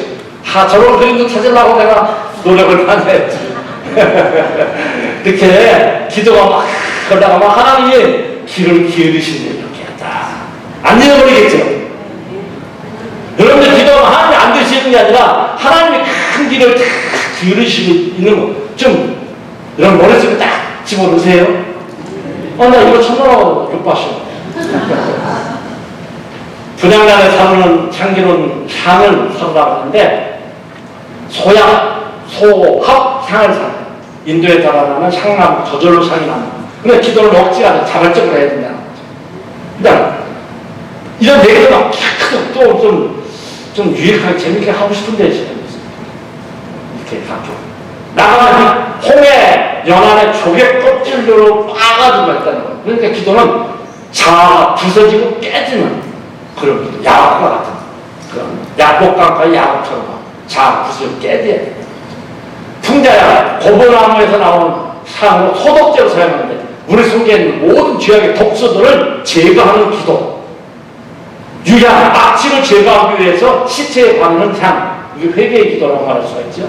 이것이 균형 있게 돼야 된다는 거예요. 자원하고 간절하고 회개하는 기도가 균형이 있어야 된다. 그리고 소금을 쳐라 성결한 기도, 깨끗한 기도, 욕심 없는 기도, 바른 기도. 할렐루야. 이 기도의 균형이 잡혀야 돼. 어떤 사람은 기도하다 하면 회개하는 맨날 회개만 아니요. 또 간절히 부르짖고 기도해야죠. 여러분 지난번에 제가 좀 재밌게 얘기했잖아요. 막 외치면서 막 소리 지르면서 그냥 내가 보여요. 그냥 어떡하죠. 그 사람 10년 이상 때 그렇다는데 어떤 사람은 조용히 기도해 기도할 사람은 또 남도 배려를 해야 되잖아요. 그렇죠? 그러니까 크게 소리 지르고 싶으면은 저 밑에 내려가서 기도한다. 그 사람 막 하고 싶다 둥글도 누가 뭐라고 하고 있어. 좀 조용했으면 좋겠는 사람 있을 거 아니에요. 그렇죠? 또 그렇게 하면은 저 심령이 저렇게 부르짖을 수밖에 없구나. 또 이해도 하기도 하고. 또 어떤 사람은 또 조용히 기도하면 제가 지금 중얼거리는데 좀 연구를 기도를 하려면 화끈하게 해야지. 꼭 그렇게만 하지 말고. 또 이렇게 대화하듯이 기도하는 사람은 그렇게 기도하고. 그렇죠? 그래서 이게 균형과 조화가 있어요. 상황과. 할렐루야? 상은 하나님이 정해주신 규례대로 해야 된다. 기도는 하나님이 원하시는 형식과 내용이 있어요. 그래서 가장 다른 기도로 하는 것은 뭐예요? 예수님께서 가르쳐 주신 기도. 예수님의 제자들이 설교는 어떻게 해야 될까요? 이런 얘기 안 물어봤어요. 그런데 기도는 어떻게 해야 될까요? 물어볼 때 주님이 가르쳐 주신 기도를. 내가 주님이 가르쳐 주신 기도라는 책을 한번 이렇게 출판을 했는데 주기도문을 강해해 놓은 거예요. 주기도문만. 주님이 가르쳐 주신 기도. 그래서 우리가 기도를 배워야 돼요. 기도를 잘 배워야 돼요. 꼭 잃어볼 사람은 제가 책을 보내드릴게요. 아침마다 향을 사도록 했다. 등불을 손질할 때 향을 사더라. 저녁에 등불을 켤 때 향을 사더라. 메테리는 이런 얘기 있어요. 시작. 아침에 기도는 열세요. 저녁에 기도는 잠을 세요. 그래서 열고 닫는 하루를 닫는 이것이 바로 우리 기도의 습관이 되기를 축복합니다. 분향단에서는 다른 향을 사르지 못해요. 다른 향이라는 거예요. 하나님 지시하지 않은 향, 이상한 향이라고 킹제임스 버전은 얘기했어요. 공인되지 않은 향이라고 다른 성경은 얘기했어요. 그래서 하나님이 원하시는 기도. 그러니까 내 소원을 들어주시는 것이 하나님의 의미가 아니고 하나님의 뜻이 무엇인지를 내가 기도를 통해서 분별하는 것이 바로 기도라. 아멘? 예. 그래서 하나님이 내 소원을 들어주는 금도깨비 방맹이가 아니고 하나님의 뜻이 무엇인지를 내가 분별해서 하나님 앞에 순종하고 하나님 앞에 영광된 삶을 살아가는 것이 기도의 본질임을 믿으시기 바랍니다. 또 향단의 꿀 1년에 한 차례씩 속죄해야 된다. 기도할 때마다 예수님의 보혈로 심령을 먼저 죄악을 씻어내야 된다. 꿀은 생명과 능력을 상징하죠. 그래서 능력 기도를 해야 된다. 바다야 잠자라. 예수님이 명령하시니까 바다 잠자라잖아요. 또 여호수아 태양아 너는 기브온 데에 머물러라. 가라 너도 아얄령 골짜기에서 그리할지어다. 그러니까 태양이 멈추잖아요. 베드로와 은과 옥은 내게 없거니와 내게 있는 것은 내게 주노니 나사렛 예수 그리스도의 이름으로 걸어놨어. 이름. 속에 뭐가 있어요? 나사렛 예수 그리스도의 이름이 내게 있는 것. 베드로 속에 뭐가 있어요? 예수 그리스도의 이름. 이름이 없는데 어떻게 이름을 주냐? 돈 내고 주는 그게 문제가 아니라는 거죠.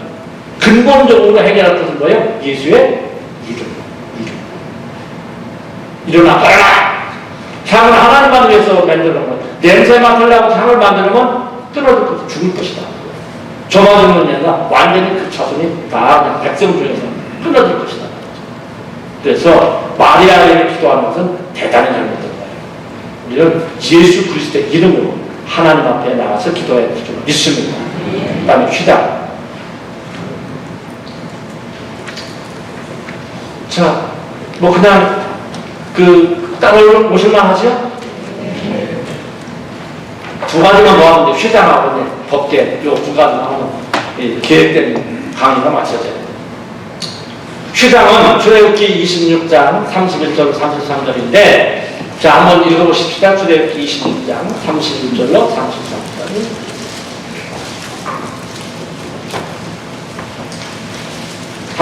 제가 있습니다. 너는 창색, 자색, 홍색실과 가늘게 건 배실로 짜서 휘장을 만들고 그 위에 그릇들을 정교하게 수놓아서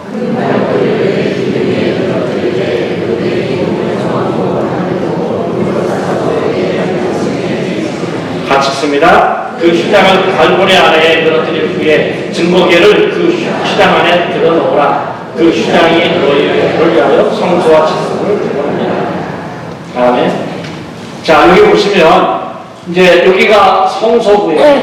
여기가 지성소예요.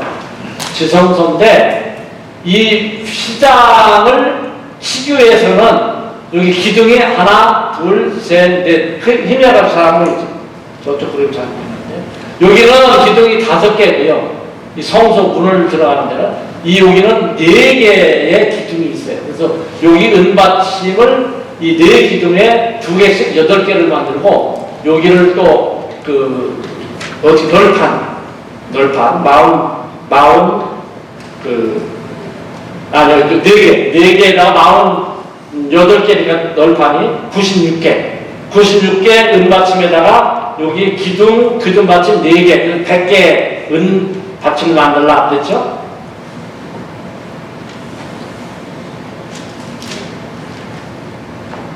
네.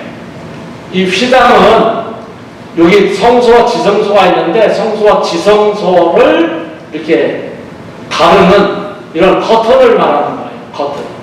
여기는 좀 더 자세히 보이네요. 하나, 둘, 셋, 넷, 5개 기둥이 있죠. 이게 성막문 기둥이고요. 여기는 4개, 하나, 둘, 셋, 4개 있죠. 여기 은받침 4개가 있고 있죠. 휘장의 재원, 성경에는 휘장의 재원에 대한 언급이 명확하게 없어요. 우리가 읽어봤잖아요. 뭐 이렇게 없어요. 그런데 성소의 높이가 5m고 너비가 4.5m니까 저 정도라고 볼 수가 있습니다. 어떤 자료를 보니까 24개의 식을 꼬아서 만든 줄 72개로 짰다. 뭐 그런 기록도 있다고요. 두께가 약 10cm, 어떤 책에는 15cm까지 나오는데 이동하는데 제사장은 300명이나 필요했다. 근데 광음기도원에 가봐도요, 시장을 그 권사님들이 직접 짰대요. 짰는데 그것을 사람이 못 걸고 크레인이 와서 걸 정도. 시장이 굉장히 두꺼운 거죠.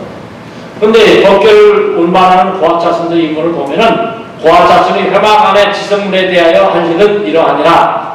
진영이 전진할 때에 아론과 그의 아들들이 들어가서 칸 막는 휘장을 걷어 중고개를 덮고 그 위를 해달의 가죽으로 덮고 그 위를 순청색 고자기를 덮은 후에 채로 꿰서 내라. 이렇게 돼 있어요. 근데 굉장히 두꺼운 크레인을 걸 정도인데 그걸 걷어가지고 증거계를 덮고 그 위에 해당 가죽을 덮고 그 위에 또 청색 고데기를 덮어가지고 먹게 하니까 이게 잘 저지겠다. 어쨌든 운만한 임무였어요. 그런데 만약에 예수님이 십자가 못 박혀 돌아가 있을 때 사람이 찢을 수 있다면 하나님이 찢을 필요가 없지. 그렇죠? 하나님께서 찢으셨다. 근데 손바닥 넓이만큼 두께라고도 많이 얘기를 해요. 손바닥 넓이만큼. 그러니까 굉장히 두꺼운 거예요. 두꺼운 거. 그래가지고 그 황소 2마리도 이 휘장을 찢을 수가 없다는 거예요. 그 실제로 역사의 기록을 보면은 휘장이 성경에는 그런 기록은 없는데 역사의 기록을 보면 휘장이 찢어졌을 때 300명 제사장들이 달라붙어가지고 끌어낼 수가 없다는 거예요. 하나님이 찢으신 겁니다. 휘장은 청색, 자색, 홍색, 간헐계권 배신. 그래서 간헐계권 배신은 백색이라고 하죠. 구름을 저렇게, 구름은 천사들의 모습을 받는 거예요. 정교하게 수놓아 만들어라. 청색은 하나님의 사랑과 생명의 주 예수, 자색은 하나님과 왕 대신 예수 그리스도, 홍색은 그리스도의 희생, 그 피를 말하는 거죠. 백색은 죄 없으신 그리스도의 순결한 성품을 말하는 거예요. 저렇게 되어 있는 것이죠. 휘장의 의미. 휘장은 예수님의 육체를 의미한다. 성경이 그렇게 말하고 있어요. 히브리서 10장 20절 시작. 그 길은 우리를 위하여 휘장 가운데로 열어놓으신 새로운 살길이 휘장은 그의 육체입니다. 아멘. 그 육체, 예수님의 육체를 가르치는 거예요. 구름은 임무가 뭐예요? 지키는 거예요. 창세기 3장 20절 시작. 이같이 하나님이 그 사람을 쫓아내시고 내일 동산 경축부에 그룹들과 두루도는 불칼을 두고 생명의 길을 지키게 하십니다. 이제 휘장만 열고 지나가면은 하나님의 임재가 이루어진 지성소에, 그렇기 때문에 하나님의 영광과 그의 거룩하심을 지키기 위해서 그룹들을 수놓아라 이렇게 말씀하십니다. 그런데 이 휘장이 찢어졌죠? 시작. 예수께서 다시 크게 소리지르시고 영혼이 떠나시니 이에 성소 휘장이 위로부터 아래까지 찢어져 둘이되고 땅이 진동하면 바위가 터졌다. 그랬어요. 휘장은 위로부터 아래로 찢어졌다는 거예요. 저렇게. 저는 뭘 의미해요? 하나님의 은혜가 위로부터 임하신다. 은혜는 위에 계신 하나님으로부터 임하는 줄로 믿습니다. 저 어떤 목사가 이런 데 은혜를 나눠주는 게 아니에요. 그래가지고 어떤 그 부흥회 이런 데 옛날에 지금은 그런 사람들 없어요. 막 불 받아라! 하고 뭐 오줌 싸는 데 있고 자기가 불을 나눠주는 것처럼 불 받아라! 아, 그런 거 진짜 싫더라. 여러분들 싫지요? 그거 좋아요, 그게? 아, 난 싫어요. 자기가 말라, 성령이 불을 막 나눠주는 것처럼 막, 자기가 막 안수하면 다 쓰러져야 되는데 또, 안 쓰러지면 막 밀어버리고.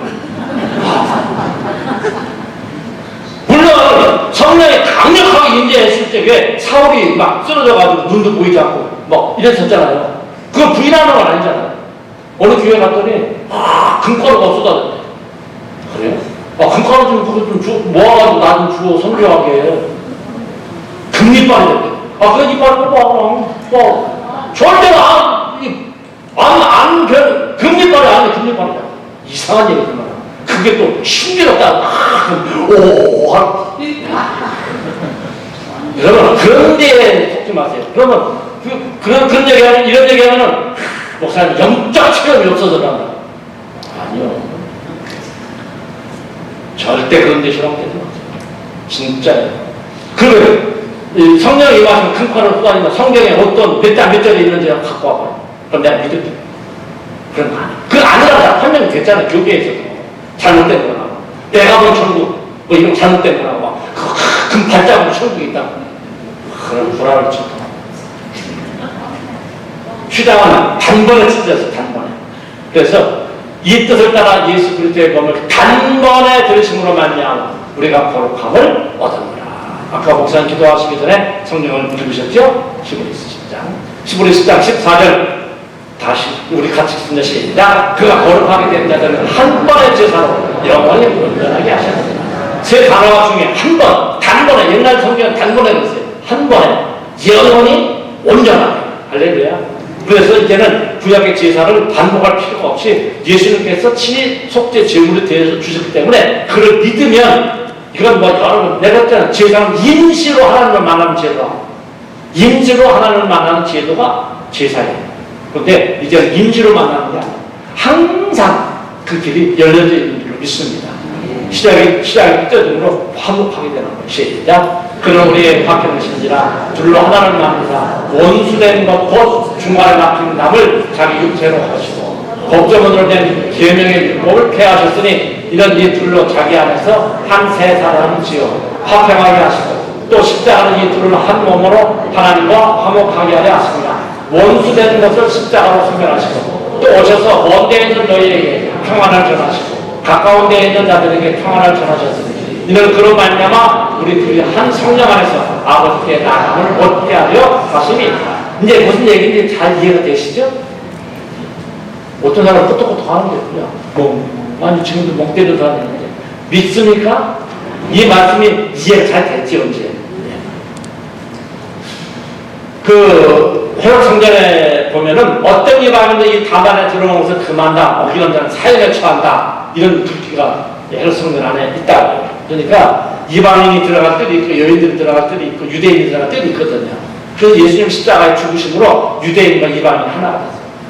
근데 우리는 아멘, 우리가 끄떡끄떡 할지 모르지만 유대인의 입장에서는 피가 거꾸로 도는데, 이건 이방인들은 지옥이 뺄감으로만 생각을 했었는데 어떻게 이방인과 유대인이 하나라고? 우리는 선민인데 네. 법적으로 된 율법이다 폐지가 되거든요. 믿는 자들은 새로운 피조물이 됐다는 거예요. 하나님과 화목하게 되고 성령 안에서 하나님께 나가게 됩니다. 따라서 우리가 이 휘장을 통해서 길이 열려져 있기 때문에 은혜의 보좌 앞에 담대히 나가게 된다. 시작. 그러므로 주님께서 우리가 예수의 피를 침지고 성소에 들어갈 담력을 얻었나니 그게 우리를 위하여 휘장 가운데로 열어놓으신 새로운 사길이 휘장을 곧 그의 육체니라. 할렐루야. 그러므로 시작. 그러므로 우리는 구원하심을 받고 때를 따라 돕는 은혜를 얻기 위하여 은혜의 보좌 앞에 담대히 나가게 되는 것입니다. 담대히 은혜의 보좌 앞에 나가면 저기 있는 저 의자에 다 함께 해주시고 하나님께서 은혜를 우리에게 한량없이 부어주실 줄로 믿습니다. 마지막 이제 법궤. 법궤는 한번 끝나야 되겠죠? 지금 9시 1분인데 그래도 한번 끝납시다. 근데 참 죄송한 것이 어제도 얘기했지만 한 나흘 정도 쉽게 말하면 오늘까지 하고 한 이틀을 더 하면 좀 자세하게 할 수 있는데 나흘이 한 것을 어제하고 오늘하고 압축해 달랐다 보니까 조금 이렇게 빨리 진행되는데 여러분들이 책이 있으니까 한번 그렇게 보충하시기로 하고요. 오늘 법궤까지 좀 시간이 가더라도 진행하도록 하겠습니다. 예, 혹시 이제 허리가 아프셔가지고 이제 못 견디시는 분 이런 분들은 나가셔도 괜찮아요. 요청 좀 하시고 너무 아프면 어떻게 그렇죠? 집에 가거나 답답하신 분 역시 마찬가지입니다. 그런데 제가 보니까 저런 분들 없이 들으시는 얼굴에 맞춰도 될 것 같아요. 그렇죠? 네. 그러면 이제 마쳐야죠. 근데 하여튼 2시 안에는 끝날게요. 네, 법궤 출애굽기 25장 10절부터 한번 그 성경 본문을 읽어봐야 돼요. 그렇죠? 출애굽기 25장 10절 증거기에 그렇게 있죠? 같이 제가 교독합니다. 그들은 주방으로 궤를 짜되 길이는 2규빗반, 너비는 1규빗반, 높이는 1규빗반이 되게 하고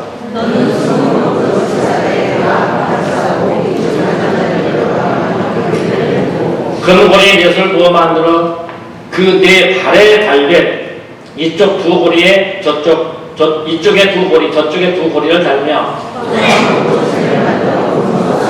그 채를 궤 양쪽 고리에 꿰어서 궤를 매게 하며 내가 네게 줄 증거판을 궤 속에 둘지며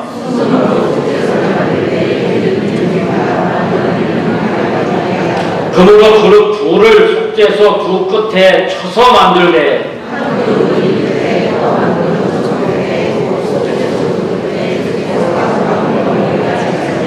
그러면 그 날개를 높이 펴서 그 날개로 속죄소를 덮으며 그 얼굴을 서로 대하여 속죄소를 향하게 하고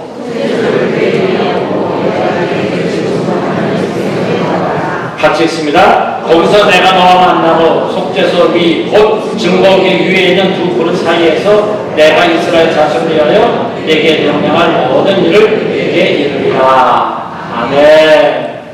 자, 이 법궤는 여러분들이 읽으신 그 내용대로 만들어졌는데 법궤는 여러 이름으로 불려요. 증거궤라고도 하고 여호와의 언약궤라고도 하고 언약궤 혹은 그냥 궤 이렇게 부르기도 하고 하나님의 궤, 거룩한 궤, 그래서 성궤 이런 거 했죠. 인디아나 존스, 라이더스 뭐 성궤를 찾아서 뭐 이런 영화 있잖아요. 그게 하여튼 뉴 에이지 영화인데 어쨌든 성궤를 찾아서 이런 그 그 부제가 붙은 영화도 있고 그러잖아요. 저 법계 찾는 그런 영화거든요. 네, 하나님의 주의 권능의 계획 뭐 이런 식으로 부르게 됐죠. 법계 재원을 보면 길이가 2.5규빗 그러니까 125cm 정도 이렇게 이제 좀 이 분양단이나 이런 것보다 크죠. 125cm 너비가 75cm 높이가 75cm 이런 괴라고 하는 것은 옛날 사각괴짜 할 때 괴를 했잖아요. 사각괴 이런 괴를 말하는 거예요. 괴짜. 근데 조각목으로 만들고 안팎을 금으로 쌌다. 위쪽 가장자리를 금태로 둘렀어요. 아까 마찬가지로. 금고리 넷을 내 발에 달았다. 조각목으로 채를 만들고 금으로 쌌죠. 채를 귀 양쪽에 끼워 밀게 했는데 이 채는 고리에 꿰채로 그대로 두라. 이제 요약을 하면 아까 이런 것은 요약을 하는 거예요. 그 안에는 증거판을 두었다는 거. 그 안에는 증거판. 법계 위 속죄소는 금으로 만들었어요. 속죄소 두 끝에는 그룹을 연하여 만드는 거예요. 두 그룹은 날개를 펴서 속죄소를 덮게 만들었고 그룹 둘은 얼굴을 서로 대하여 속죄소를 향하게 했다. 그래서 이걸 그대로 그림으로 다시 그려보면 이렇게 만든 거예요. 이렇게 괴를 만들고 이 괴는 조각모를 만들고 금으로 쌓고 이 태를 만들어라 그랬죠. 그리고 고리 4개를 만들어가지고 채를 끼워가지고 채는 뺀 채로 그냥 지성간에 이렇게 두라는 거예요. 여기는 2.5기면 1m 25, 75cm, 여기도 75cm. 이렇게.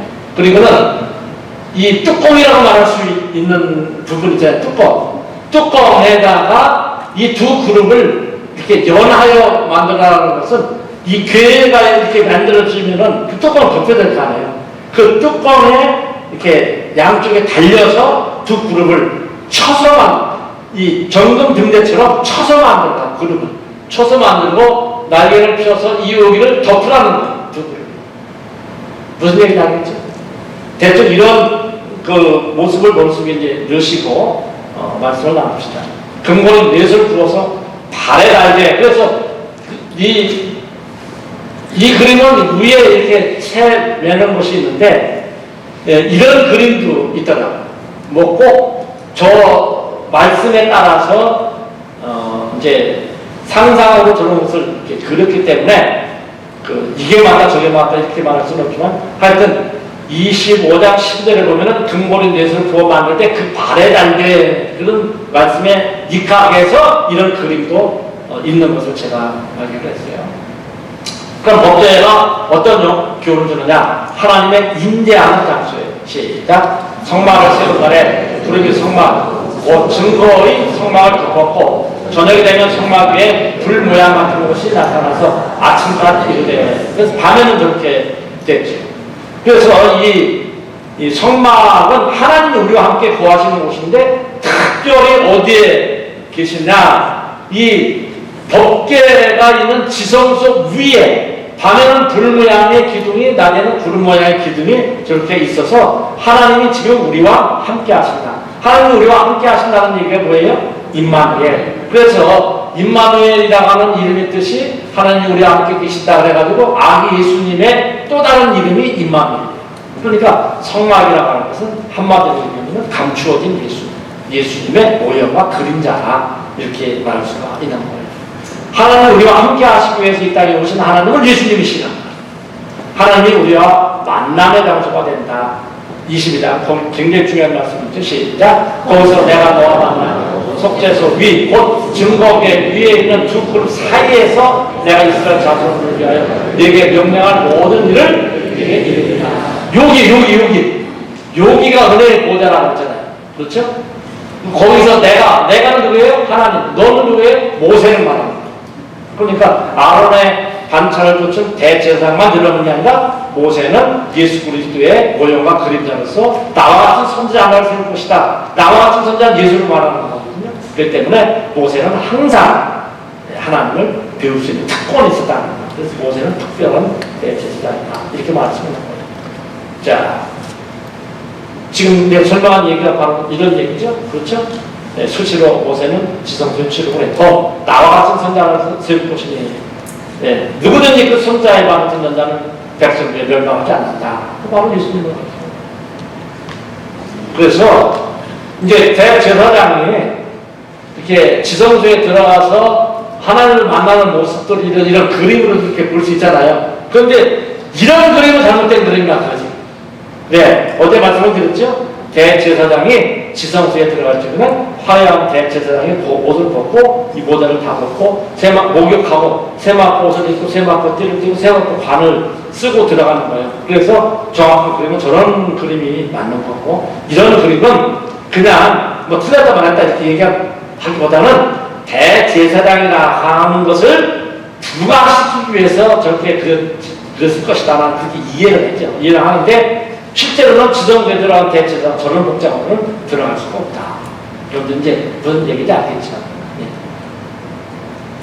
하나님의 인도하심을 보는 거죠. 시작. 혹시 구름이 저녁부터 아침까지 있다가 아침에 그 구름이 떠오를 때는 그들이 행진하였고, 구름이 밤낮 있다가 떠오르면 곧 행진하였으니 이틀이든지 한 달이든지 1년이든지 구름이 성막 위에 머물러 있을 동안에는 이스라엘 자식이 진영에 머물고 행진하지 아니하다가 떠오르면 행진하였으니. 야, 그러니까 뭐 이틀이든 한 달이든 1년이든 구름이 그냥 있으면 그냥 그대로 있었고. 그런데 진행할 적에도 역시 네, 마찬가지죠. 성막 벗기가 맨 앞에 가고 이렇게 쭉. 영어 성경에 보면은 노아의 방주나 모세가 어렸을 적에 이제 버려질 적에 갈대 상자였잖아요. 그것이 뭐예요? 아크예요. 근데 법궤가 영어로는 아크예요. 무슨 얘기 알았죠? 노아 방주도 영어로는 아크고, 우리는 방주 그러지만 아크고, 모세의 갈대 상자도 영어로는 아크예요. 그런데 법궤가 아크다. 뭔 얘기냐? 이 노아의 방주나 이 모세를 담았던 이 갈대 상자는 공통점이 있는데 노나 돛이 없어요. 노도 없고 돛도 없고. 노나 돛은 방향을 이렇게 임의로 움직여서 갈 수 있는, 목적지 갈 수 있는 기구잖아요. 그렇죠? 뱃사람이 아니라 몰라요? 그냥 아시죠? 예. 근데 이것은 뭐냐? 하나님이 이끄시는 방향과 목적대로 하는 것이 바로 아크예요.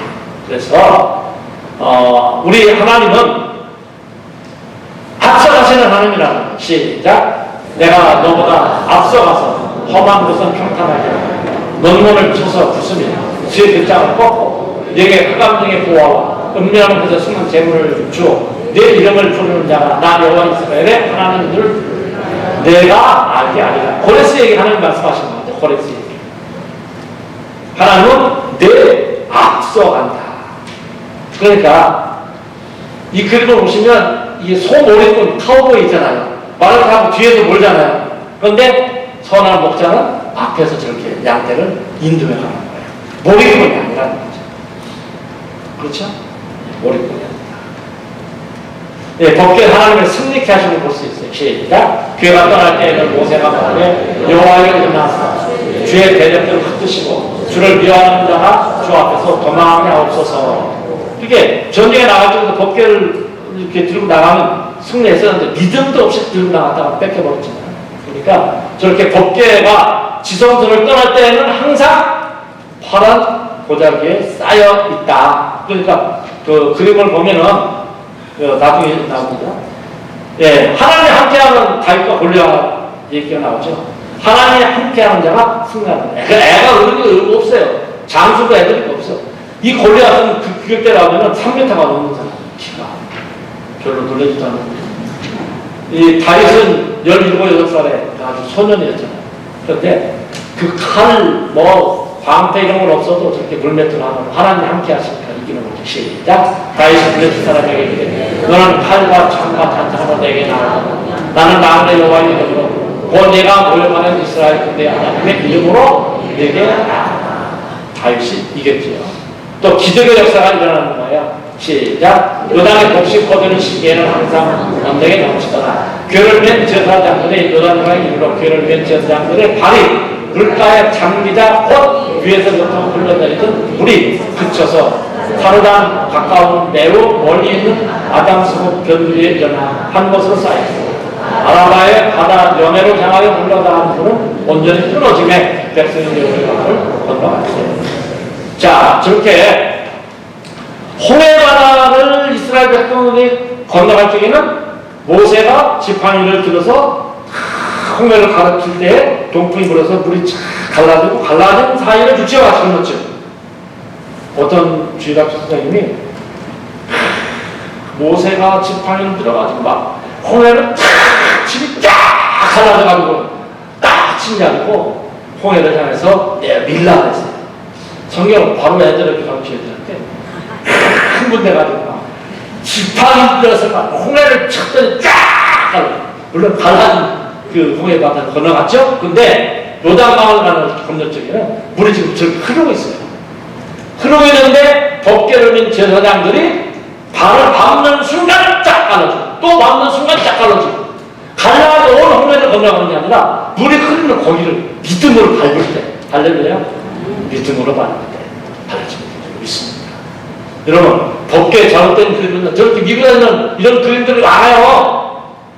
그런데 이런 그림이 맞아요. 왜? 아까도 얘기했죠. 지성소를 떠날 때는 항상 이 청색 보자기로 덮는다. 겉을. 그러니까 저렇게 해야지 마치 그냥. 그런데 저런 그런데 아까 얘기했지만 잘못이다라고 하는 건 분명히 하지만 왜 그랬을까? 저게 된 것이 청색 보자기에 쌓여있으면 법궤인지 뭔지 모르잖아요. 그런데 저것이 법궤라고 하는 거. 법궤는 저렇게 술에 싣는 것이 아니라 어깨에 댄다고 하면서 강조하다 보니까 저런 그림이 났을 것 같은데 우리는 저것은 좀 잘못된 것이구나. 왜? 성막을 공부했으니까. 그렇죠? 제사장 이런 것이다. 제사장 이런 건 양말 나팔을 들고 원악궤 앞에서 나아가시오. 7째 달에 그 성막을 7번 돌면 그 제사장은 나팔을 불 것이며 제사장들의 양말 나팔을 길게 불어 그 나팔 소리가 너에게 들릴 때에는 백성은 다 큰 소리로 외쳐 부를 것이다. 그래야만 그 성벽이 무너져 내리니 백성은 각기 앞으로 올라가지나 하시네. 그래서 여리고성이 무너질 적에도 법궤를 앞세워서 돌다가 마지막 날에 와 함성과 함께 소리 지를 적에 저렇게 무너져 버렸다. 할렐루야. 네. 또 하나님 거룩하심을 보죠. 우사가 이렇게 법궤를 옮길 적에 베스메스에서 온 법궤를 옮길 적에 이 새수레를 만들어 다윗이 처음에 이제 예루살렘을 모셔오려고 새수레를 만들어 가지고 소를 이렇게 2마리 이렇게 해가지고 끌어 올라오는데 막 이게 덜컹덜컹하고 넘어져나가지고 우사 잡았단 말이에요. 그러니까 하나님이 우사를 쳐서 죽게 하셨죠. 법궤도 하나님 축복도 봐요. 그래서 오벳에돔의 집에 복을 내리셨다 하는 얘기를 듣고 다윗에게 이제 법궤를 모셔가죠. 저렇게 한번 그 책에 있으니까 다 읽어보시면 돼요. 하나님 저주도 봐요. 이 법궤를 뺏어다가 블레셋 사람들이 다곤 신상에 놨는데 자그러다 보니까 저렇게 자기들 섬기는 다곤 신이 그냥 법궤 앞에 다 목도 부러지고 팔도 부러지고 다리도 부러지고 다 쓰러져 있는 거예요. 그리고 재앙이 막 나타나니까 돌고 도시로 돌다가 결국 베세메스로 나중에 올라가게 된 것이죠. 법궤를 운반하는 그 절차가 있어요. 시작. 진영에 전진할 때 아론과 그 아들들이 들어가서 한 마음 휘장을 걷어 증거회를 덮고 그 위를 해달의 가죽을 덮고 그 위에 순청색 보자를 덮은 후에 그 태를 깨요. 그렇죠? 순청색 보자기. 이것은 법궤를 말하는 것이고요. 해달의 가죽. 이것은 떡상, 순금 등대, 분향단, 제단은 해달의 가죽으로 덮어서 움직여라. 그런데 법궤만큼은 그 위에다가 순청색 보자기를 덮어라. 이렇게 말씀하셨어요.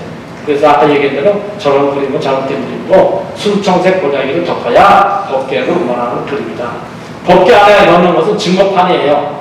시작. 속죄소를 귀 위에 얹고 내가 네게 줄 증거판을 귀 속에 넣어라. 귀 속에 넣어라. 주의 16장 33절 시작. 또 모세가 아론에게 이르되 항아리를 가져가 그 속에 만나 한 오매를 담아 여호와 앞에 보라. 여호와 앞에. 또 민수기 17장 보면 시작. 여호와께서 또 모세에게 이르되 아론의 지팡이는 법궤 앞으로 가져다가 간직하라.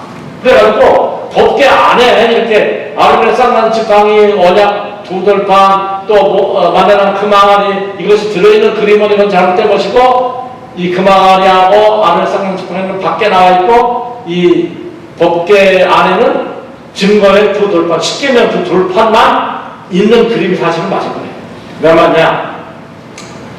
열왕기상 8장 9절에 시작. 그 궤 안에는 두 돌판 외에 아무것도 없으니 요시야 때 해보니까 아무것도 없다는 거예요. 이스라엘 자손이 애굽 땅에서 나오고 여호와께서 저희와 언약을 맺으실 때에 모세가 호렙산에 그 안에 넣은 것이다. 그래서 법궤 안에는 오로지 언약의 두 돌판만 있다. 그 궤 안에는 두 돌판 외에 아무것도 없으니 역대하 5장 10절에도 저렇게 되어 있어요. 그럼 누가 왜 법궤 안에 아론 지팡이와 만나다는 그 망을 넣었는지 아무도 몰라. 아론 지팡이와 만나다는 그 망아리가 어떻게 없어졌는지 그것도 몰라. 나중에 보니까 이것만 나왔다. 그러니까 하나님이 말씀하시는 것만 영원하고 하나님이 말씀하지 않는 것은 영원하지 않다. 아멘. 예. 학자들은 이스라엘 자손이 광야 생활하는 동안에 이 물건을 일시적으로 한시적으로 넣었을 것이다 이렇게 추정을 하지만 법궤 길이가 125, 높이가 75, 넓이가 75 이 세 가지 물건을 보관하기 어려운 거예요. 특별히 아론의 지팡이를 막대라고 하는데 이 지팡이 혹은 막대기 혹은 지파로도 번역이 되는 이 단어예요. 그런데 걷는데 보조 역할을 하는 지팡이가 아니고 이것은 지도권을 상징하고 호신용으로 쓰는 지팡이이기 때문에 상당히 컸을 거라는 거죠. 그러니까 저렇게 모세 같은 지팡이 이렇게 이제 지도권을 상징하니까 큰 지팡이 이 지도자 우리로 말하면 오늘날 지휘관들이 지휘봉이잖아요. 그런 것이기 때문에 상당히 컸을 것인데 어떻게 저것을 법궤 안이라 볼 수가 있겠느냐 그런 추측을 우리가 해볼 수가 있죠. 15에서 9장 4절 샴레와 사면을 금으로 싼 언약궤가 있고 그 안에 만나를 담은 금아리와 아론의 쌍마음 지팡이와 언약의 두 돌판이 있고 그랬는데 그것은 지난번에 말씀을 드렸듯이 대속죄일을 설명하는 과정 속에서 있던 일을 15에서 기자가 인용했을 것이다. 그렇게 여러분들이 이해하시면 돼요. 그런데 법궤 안에라고 하는 말은 그 헬라 말은 N이라고 하는 말인데 그것은 안에라고 하는 말로 번역이 되지만 에게, 가운데, 중에, 동안 등도 번역이 돼요. 그래서 영어에서는 미스라고도 이렇게 번역이 되는 건데 이 N을 안이 아닌 L을 보자는 거예요. 그러니까 두 돌판 만나자면 그 말이 아론산 지팡이를 묶어서 법궤에 들어가 이렇게 말씀하셨지 안에 들어가는 것은 분명하게 언약 두 돌판이고 나머지는 법궤에 들어가 그러니까 이것은 법궤 앞에 들어가는 것이 맞다. 이렇게 해석을 안 해야 된다고 어떤 학자가 주장하는데 상당히 의미가 있다고 봐요. 왜냐하면 10월에서 N이라고 하는 그 단어 자체가 안 해도 되지만 뭐뭐에라고 하는 뜻도 있으니까. 어쨌든 언약궤에 대한 성경의 마지막 부분은 요시야 왕 시대예요. 느부갓네살이 성전을 회파하고 성전 기록을 다 옮겨갔죠. 바벨론으로 법궤가 옮겨갔다. 그런 기록은 없어요. 그래서 사도 요한은 요한계시록에서 언약궤가 하늘에 있다 그랬는데 언약궤가 하늘로 옮겨졌다고 추측하기도 해요. 저 말씀에 근거해서 하나님의 천사가 지금 언약궤가 어디 있는지 모르니까 하늘로 올라갔을 것이다 그러는데 모세가 받는 언약궤가 아닐 가능성이 많아요. 왜냐하면 성막은 하늘에 있는 것의 모형과 그림자라고 성경에 분명히 말씀하고 있거든요. 그러니까 땅에서 만든 이 언약궤를 하늘로 하나님이 가져가실 이유가 없다 이렇게 보는 것이고요. 에레미야 3장 16절 시작. 여호와의 말씀입니다. 너희가 이 땅에서 번성하여 많아질 때에는 사람들이 여호와의 언약궤를 다시는 말하지 아니할 것이요 생각하지 아니할 것이요 기억하지 아니할 것이요 찾지 아니할 것이요 자신을 만들지 아니할 것이다. 예? 그렇기 때문에 예수님께서 새 언약을 세우시고 우리를 구원해 주셨기 때문에 언약궤를 어디에 있는가 행방을 찾는 수고보다는 하나님을 믿는 것이 훨씬 중요하다. 언약궤 어디 있으면 어때요? 상관없잖아요. 그렇죠? 언약궤로 우리를 구원해 주는 겁니다. 예수의 이름으로 구원받는 겁니다. 할렐루야. 그럼 뭐 그거 찾는다고 애쓸 것이 없어요.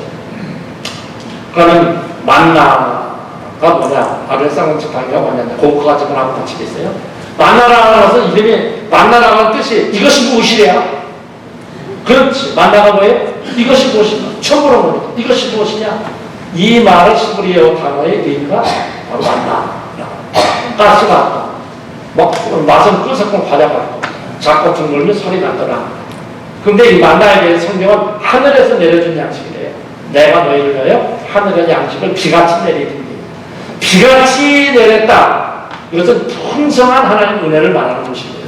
하늘에서 내려왔다고 하는 걸 볼 때 만나라는 것은 예수 그리스도의 모형과 그림자예요. 그래서 예수님이 너희 조상들은 만나를 먹어서 죽었거니와 나는 하늘에서 내려온 살아있는 양식이다. 만나라는 얘기죠. 하늘에서 예수님이 내려왔어요. 그래서 예수님을 상징하는 거예요. 나는 하늘에서 내려온 살아있는 떡이다. 만나라는 얘기예요. 비같이 내려주신 양식, 비같이 내려주시다. 내가 그들에게 복을 내리고 내 산 사방에 복을 내리며 때를 따라 소낙비를 내리며 복된 소낙비를 내리며 하나님께서 풍성하게 내려주신 그 은혜, 이런 것을 말하는 거예요. 진 밖에 나가서 거두어 만나, 이것은 노동의 신성을 말하는 거예요. 우리가 그리스도인들이 놀고 먹는 게 좋은 게 아니에요. 열심히 땀 흘리고 일해야 돼요. 여러분, 땀 안 흘리고 잘 살다고 하는 사람을 뭐라고 해요? 네?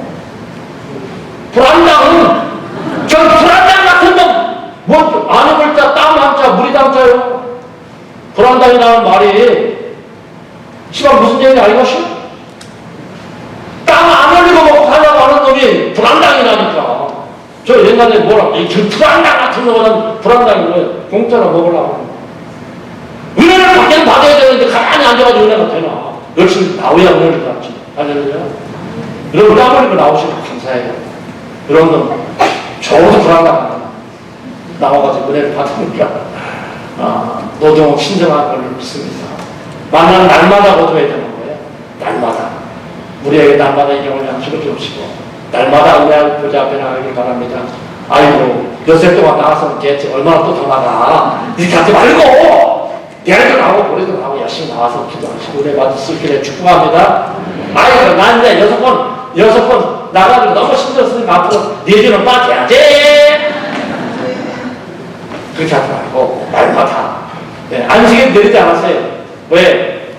안식일은 안 내려서 만나 벌레로 생기지 않고 안식일 먹고 주셨거든요. 안식일은 참 중요한 겁니다. 그러니까 주의를 거룩하게 지켜야 됩니다.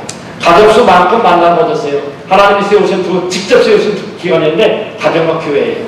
그렇기 때문에 이 두 기관은 가정과 교회는 둘 다 중요해.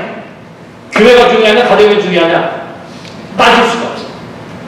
교회를 핑계대고 가정 일을 소홀히 하면 안 된다. 우리 집사님들 권사님들 잘 들어요.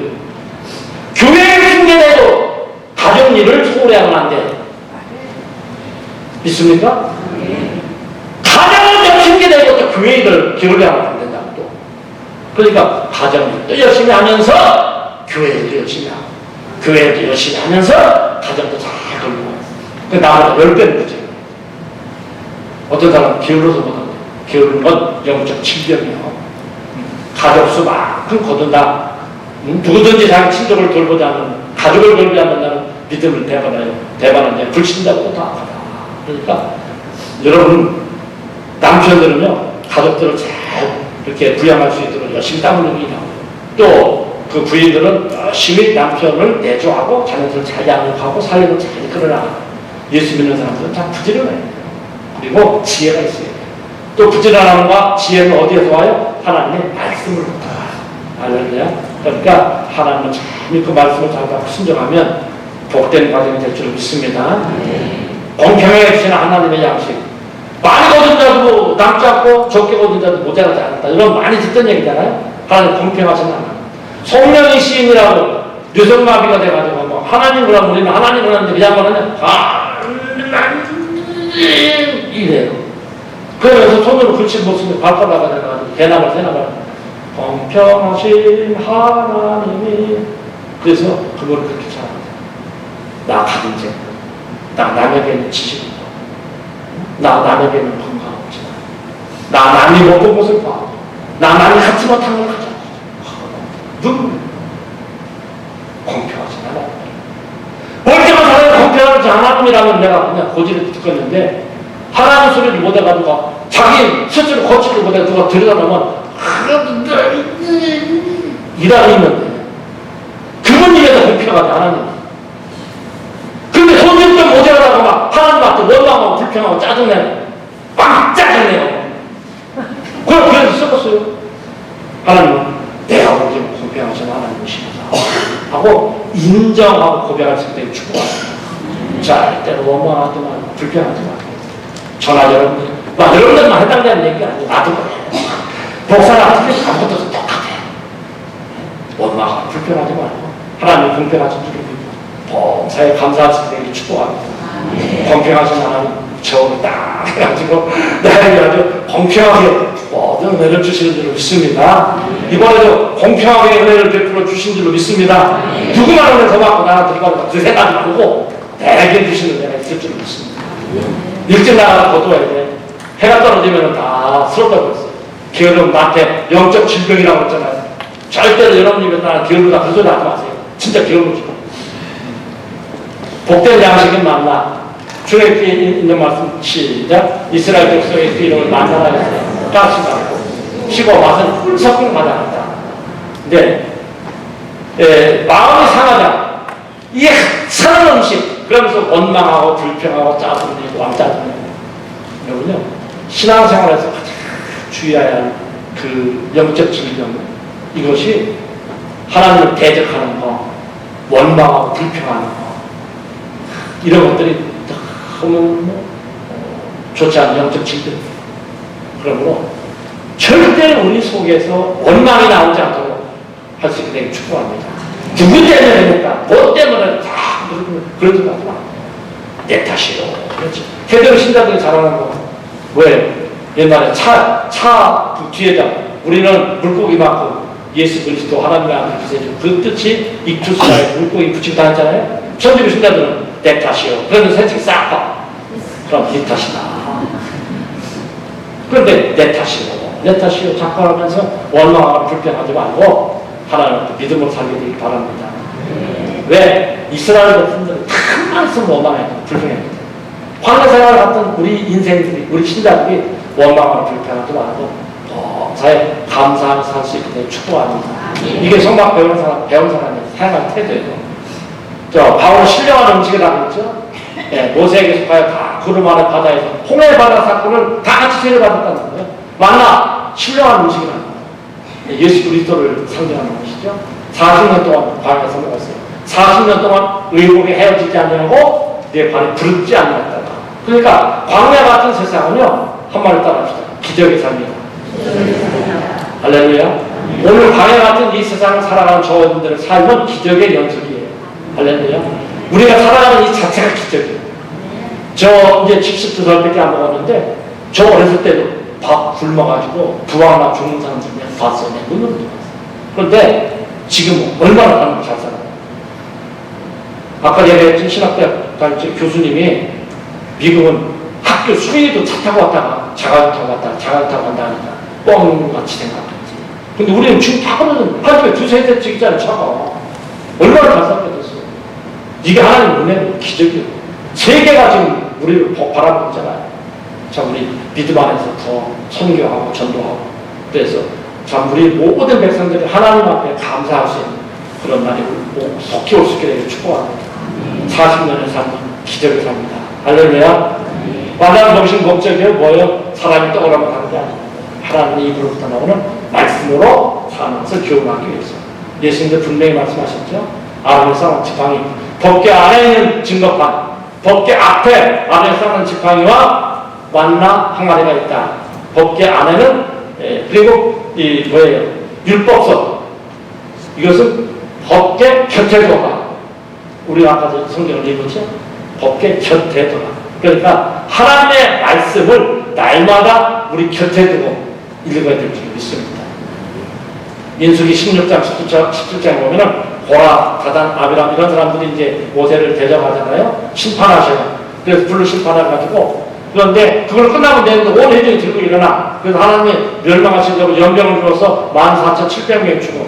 그래서 아론의 제단에 불을 달아서 상을 피우다 각 지파 그 두령들 이름을 써가지고 법궤 앞에다 갖다 놔라. 그래서 아론 지팡이는 네 지파는 아론 지팡이를 갖다 놨어요. 아론의 지팡이는 하룻밤 사이 싹이 나고 꽃이 피고 열매가 맺혔다. 그래서 하나님의 신임장이거든. 그래가지고 법궤 앞에다가 12두령들의 지팡이를 딱 갖다 놨는데 아론의 지팡이만 꽃이 피고 싹이 나고 꽃이 피고 하룻밤 사이 열매가 맺혔다. 기적이잖아요. 이것은 뭘 상징해요? 예수 그리스도의 부활을 상징하는 거예요. 예수님의 부활. 그래서 하나님이 세우신 지도력에 도전하는 것은 하나님을 대적하는 것이다 라는 것을 우리가 알고 하나님의 영적 권위 앞에 우리가 잘 순종하고 믿음으로 하나님 앞에서 신앙생활을 잘 해나가시는 우리 모두가 되시기를 주의 이름으로 축복합니다.